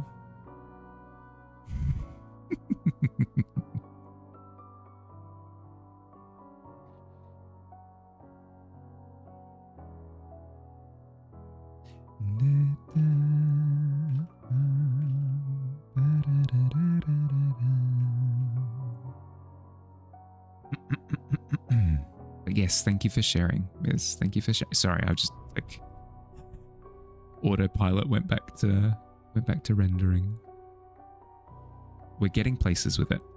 We're getting places with it, Biz. I'm excited. The rocks are starting to look like rocks now, which is always good news. Always good news. We've got a little bit of the ambient kind of lighting coming in with the candle bugs as well. It's in motion. Eyeballs can be ornaments. They absolutely can be. Yeah. Centerpieces, if anything. Not that they are. Oh, of course. Not that they are eyeballs. Of course.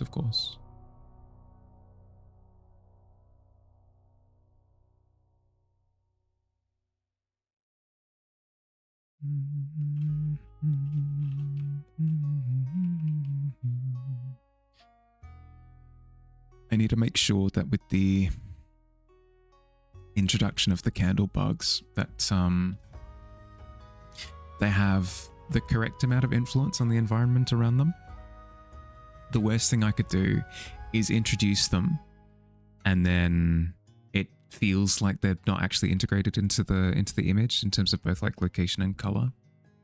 I'm still having a think about it because, like, for example, it feels like they're not really integrating into the cyan. Maybe if I add more of like an orange aura around the area with which they're interacting with, maybe that'll give them the thing that I'm looking for.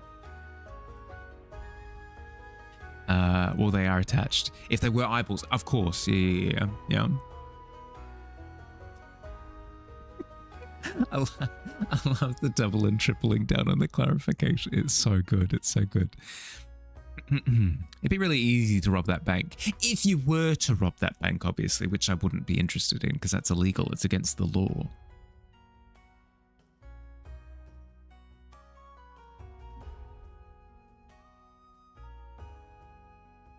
Flesh will melt and become your jester outfit. It's a cool origin visual. You know, and the classic, like, the way that Two-Face's outfit came about with the Christopher Nolan Batman movies, where like the left half of his jacket or whatever it happened to be, the left half, I think, was like burned and chemically altered by the oil that he was lying in at the time. I like the idea of kind of baking it into the cake.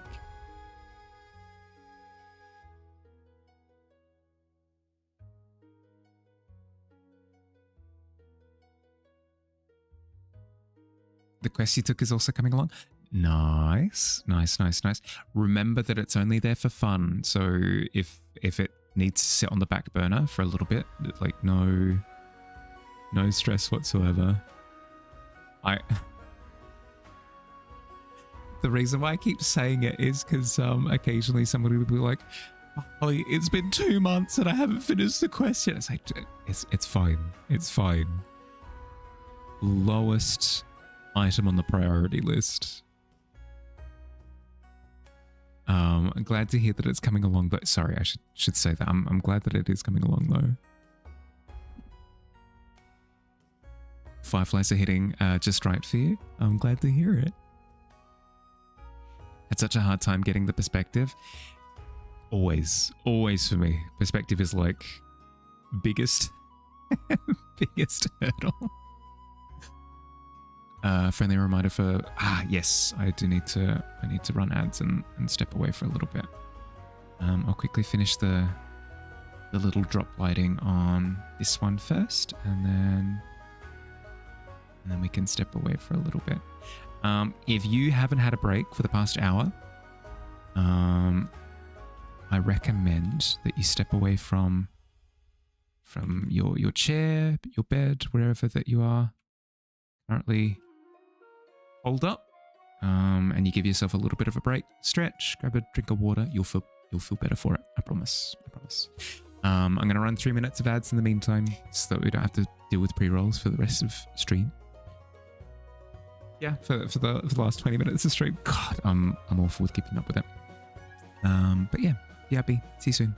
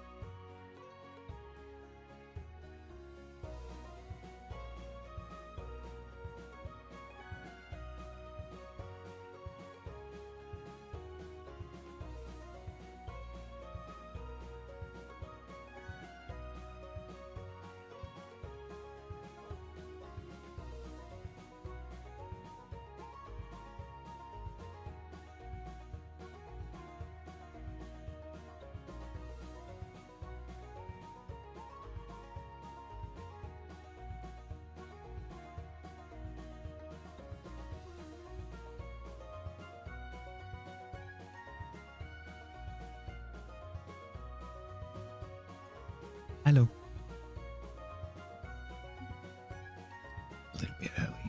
A little bit early.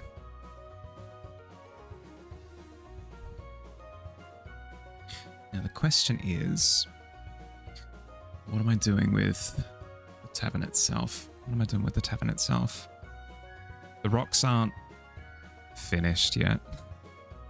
Not by any stretch of the imagination. But tavern proper is on the brain.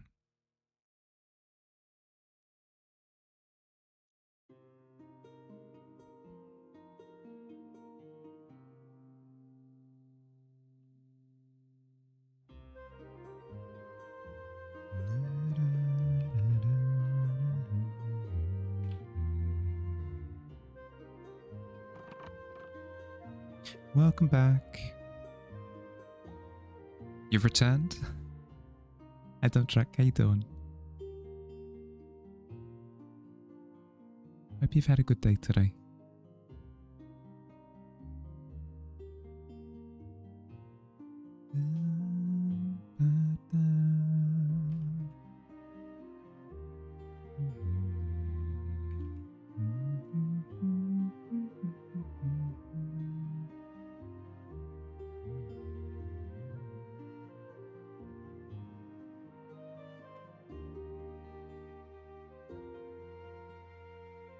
Tavern. Hi, Noctua. Welcome, welcome. 13, not bad, not bad.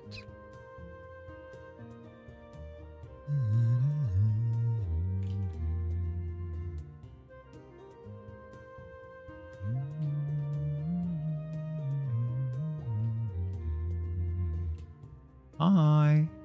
Good morning. Did you sleep well?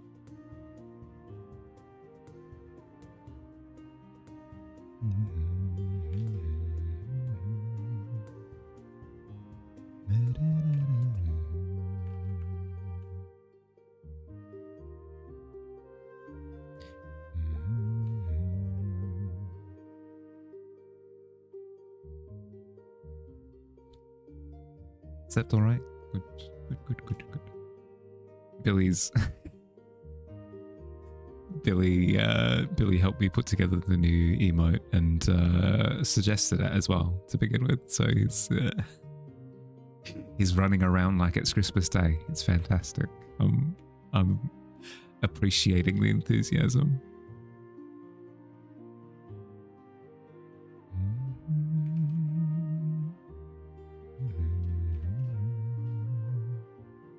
You're my hype man? Hell yeah.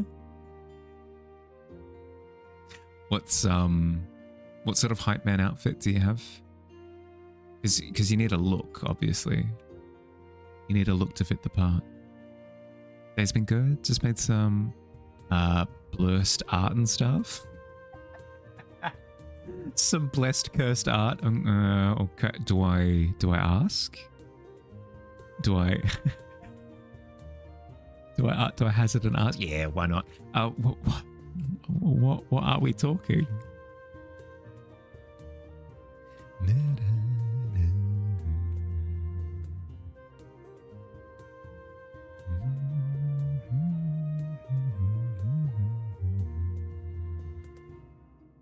IRL buff card.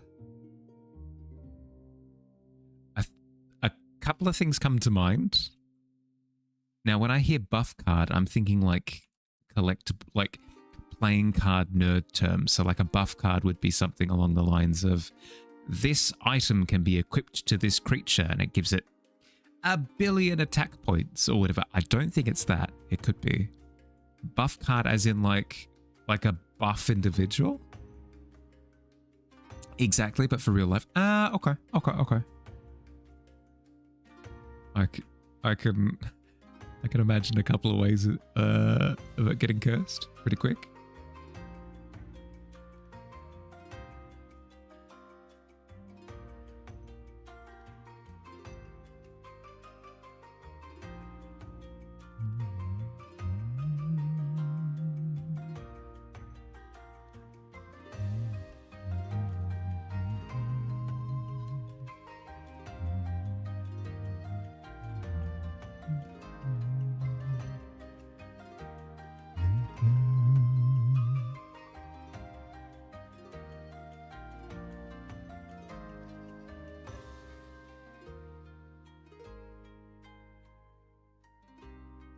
It's so special that it's a shiny GIF, very rare.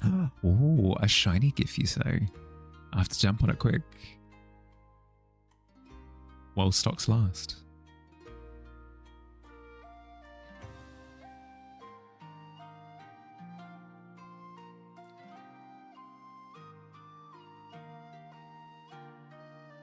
Speaking of shinies, Thumbtrack, are you into Pokemon at all?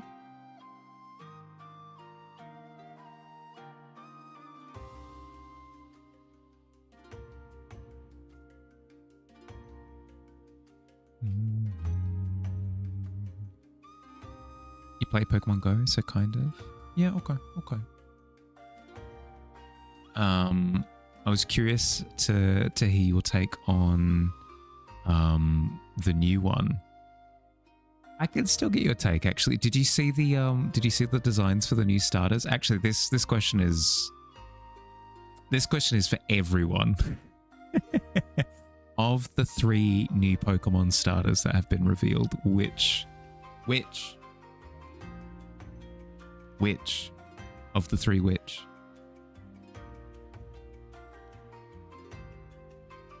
You didn't? Oh no. You hate them all? There it is. Bird for now. Okay. I love the water lizard. I think the water lizard is fantastic. The little gecko guy. Reluctantly. Is it a case of you won't know until you see the final evolutions? You just don't want the gecko to be flamboyant? I don't mind it if it kind of lines up with the evolutionary track.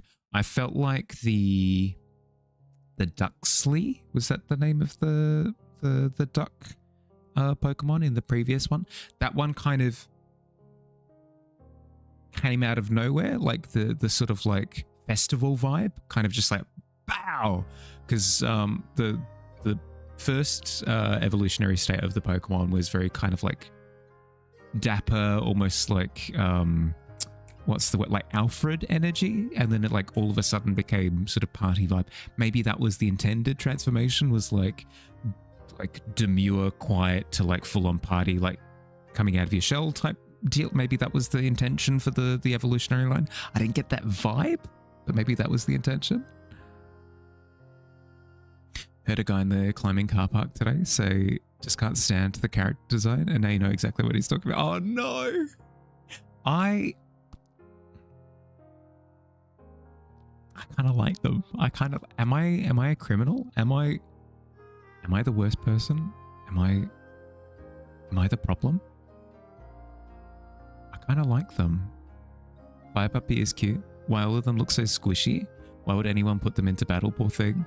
Well, because they're little babbies. They're little babbies to begin with. Each of 10 starters has something to do with hair, brows, hair, eyelashes. I mean, I guess. Sure. It's a theme.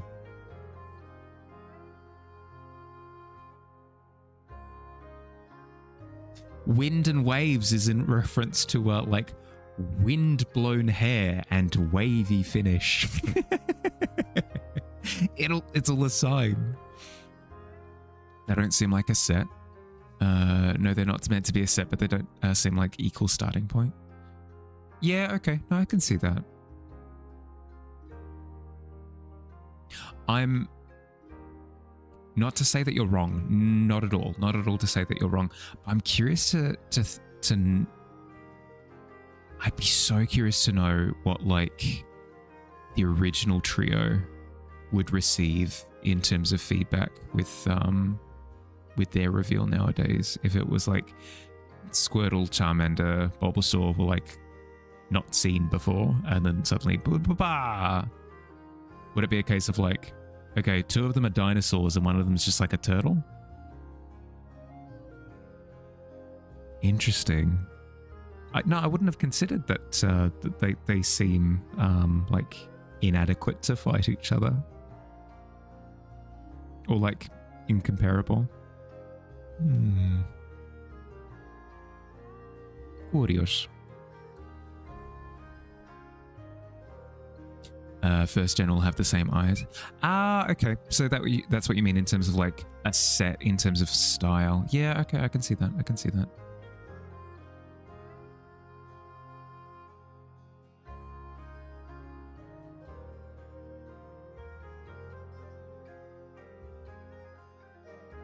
They're the same size, cohesive, same style. Yeah, okay. No, I can see that. I get that. Recent Designs only has merchandising in mind, like which design can sell plushies the most. Yeah, well, okay. Have you considered that? Maybe I want to buy the plushies? Maybe I want to run to my local store with shopping cart at the ready, bowling over children in my way as I run to the shelves, put my hand on the start of the shelf, run to the end of the aisle and scoop it all into my cart, and then run to the checkout aisle before anybody else can get the plushies. Have you considered? Yeah, maybe I am. Maybe I am the villain. Maybe I am the villain. Think it's done? Nice. like the new gen. I like it too, but I get the complaint now. Now that it's been specified in that way. Want them to lean into animals for the final evos, not humanoids. Ah, well that's where you're wrong. It'll always be humanoids. It'll always be like a really buff dude.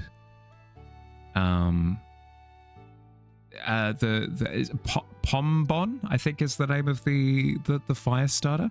It's gonna have the exact same face, but just to be on the body of like an incredibly masculine dude. Literally just like,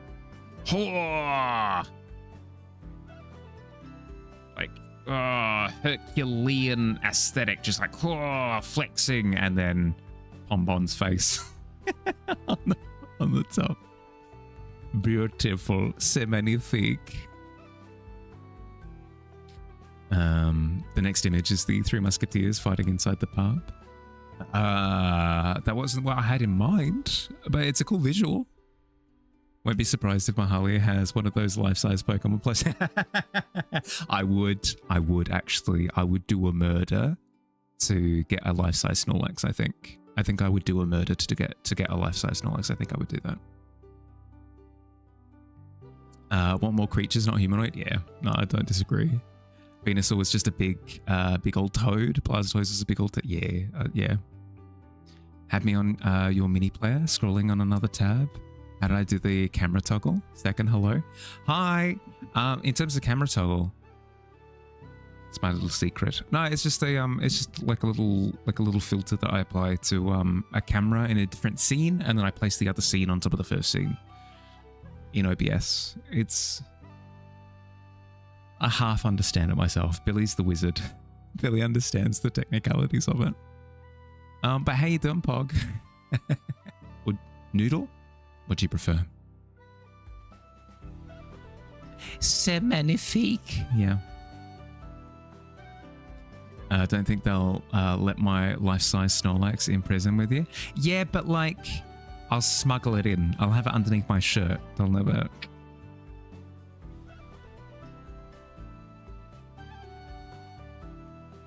I'm sneaky. I'm sneaky. What would be cool? A distant beholder in the way back, like a little Easter egg. Tempting. I could add that sort of.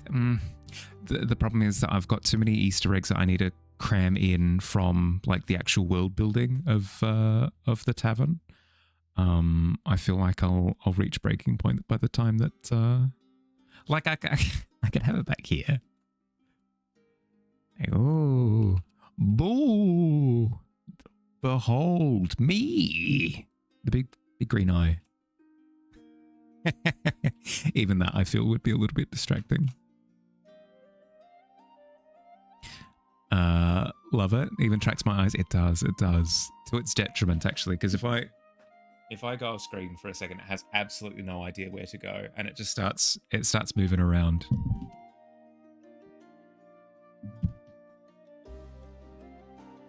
Whatever I feel comfortable calling you, I shall call you Noodles, and you shall be my Noodles. That was supposed to be like a Finding Nemo. You shall be my squishy reference, but kind of went places that I wasn't comfortable with. So we'll just stick with Noodles. Less on the spectrum, because the logic in you is screaming that a life-size Snorlax won't fit under my shirt. Won't even fit in my butt. Yeah, that's the thing, right? One of my favorite jokes of all time is along those lines. It's what's big, green, and if it fell out of a tree, it would kill you. The answer is, of course, golf course. And the amount of people that it just breaks the brain of, it's so funny. It's so funny to me because I'm a gremlin. Having people just kind of sitting there, just like, that doesn't make any sense. Yeah, no, that's the point. They're like, no, but you don't understand. You don't understand. Logistically, it doesn't make any sense. Golf course don't fit in tree. It's like, yeah, no, I get it. I understand what you're saying, but that is the joke. It's supposed to be nonsensical. Like that is the entire, that is the alpha and the omega of the entire thing that I've just given you as a little care package. And the fact that it scrambled your brain makes me very happy. Noodles. Well, I mean, everything becomes a little bit suspect when you when you emphasize the wrong thing. Emphasis is incredibly important. Not perfect by any means, but cute and done. Nice. Nice.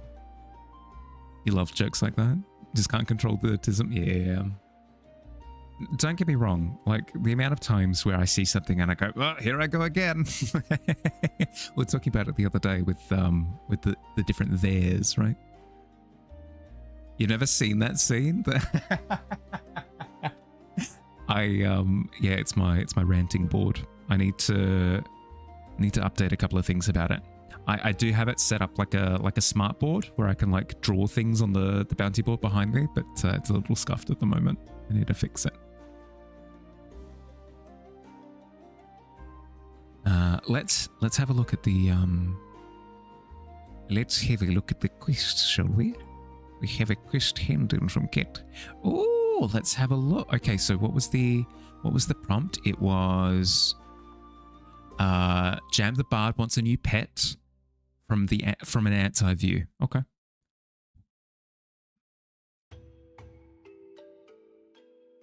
Jam the Bard has a little cat guy. Glorious. And he had True Freedom as well. I see that you've gone absolutely to the ends with it. Love the wooden board texture in the background. Love the golden coin with the G on it in the foreground as well. Beautiful, beautiful, glorious. Love the I didn't even register it. The glow on the antennae and the little highlights in the eyes as well. Really well done. Really, really, really well done. Nice. Your favorite joke is not a single person has ever gotten or found funny is there's just no way to prove it. Right after something easily provable has been, yes, yeah. Tangentially related to that is like, hey, did you see that? I just did 3 push-ups in a row. It's like, yeah, can you prove it though? It's like, yeah, I just literally did it in front of you. Oh, so good. So good.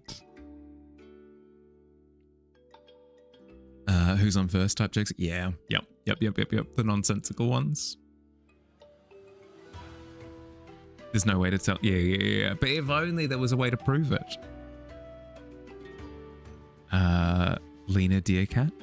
Don't know what it is. I don't think it does that. It's fine. It's just a little cutie. It's just a little cute little guy. And at the end of the day, isn't that what it's all about? Making cute little guys and then making little plushes of them and then putting them on store shelves and waiting for rabid Mahalis to run in with shopping trolleys and to scoop them all up before all the kids can get them. We'll smuggle them into prison.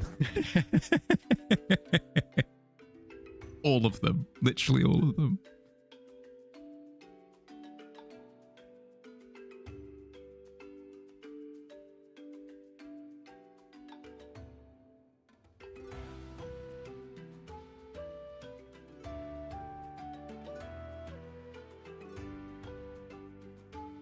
Prisoners are literally already overpopulated.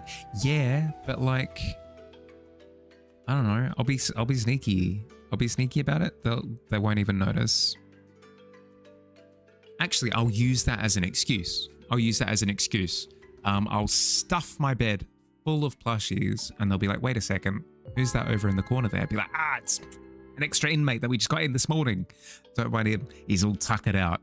Aren't you, inmate? Honk shoe, honk shoe. Yeah, see, is tough. I have to drop one of these. Feel like this is a cozy space. Like the first impression of the game. Got him.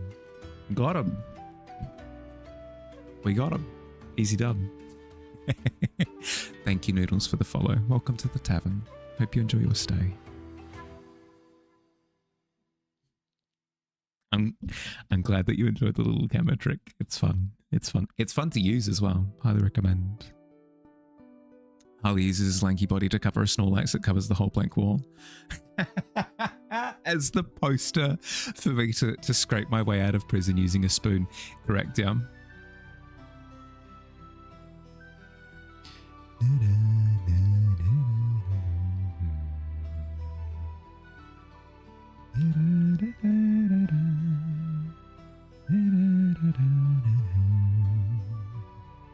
Okay, I've just looked at the time. We've hit the 4-hour mark. I started stream a little bit late to begin with, so I'm running a little bit behind on my schedule. So I'm so sorry to run out of the room screaming, but I do got to go. Especially now that Digi's here, I gotta get out of here. Lickety split. Australia was a major British penal colony, prison colony for roughly 80 years. Google. Yeah, but I feel as though Australia has like an opposite overpopulation problem. We've got like 5 people here. Oh no. Incredible. Hi Digi, how you doing, bud? Sorry to banish you to the pit immediately, but it's what it is. Uses Shirt of Infinity to put the Snorlax in, crawls in through the tiny tunnel. That would actually be an amazing variation of a bag of holding, actually. That would be really cool. A Shirt of Infinity. Bye, nerd. Yeah, I should go. Thanks for hanging out, everyone. I hope you had fun. I hope you liked the new emote. It was Billy's idea, so if you like it, give him a thank you, okay? The Hearthside details are up on the Discord now. If you want to jump in on the Hearthside this Sunday to come and hang out and chat and do art stuff, you can look to the Discord there for the details. The monthly art fair, the prompt for March won't be announced until Monday, but that's also double-sided coin. Other end of the other face is that that means that if you're still working on your February entry, I still am, you've got until Monday to finish it, so you got some time. Those are the 2 major things. Otherwise, business as usual. Tomorrow we'll have the community canvas. I'll be chatting on Discord, just in general chatter sometime tomorrow about what we potentially want to see for the prompt, and we'll go from there. Thanks for hanging out, everyone. Hope you had fun. Have an excellent rest of your day or night, depending on where you are. Look after yourselves. I'll catch you later. Bye.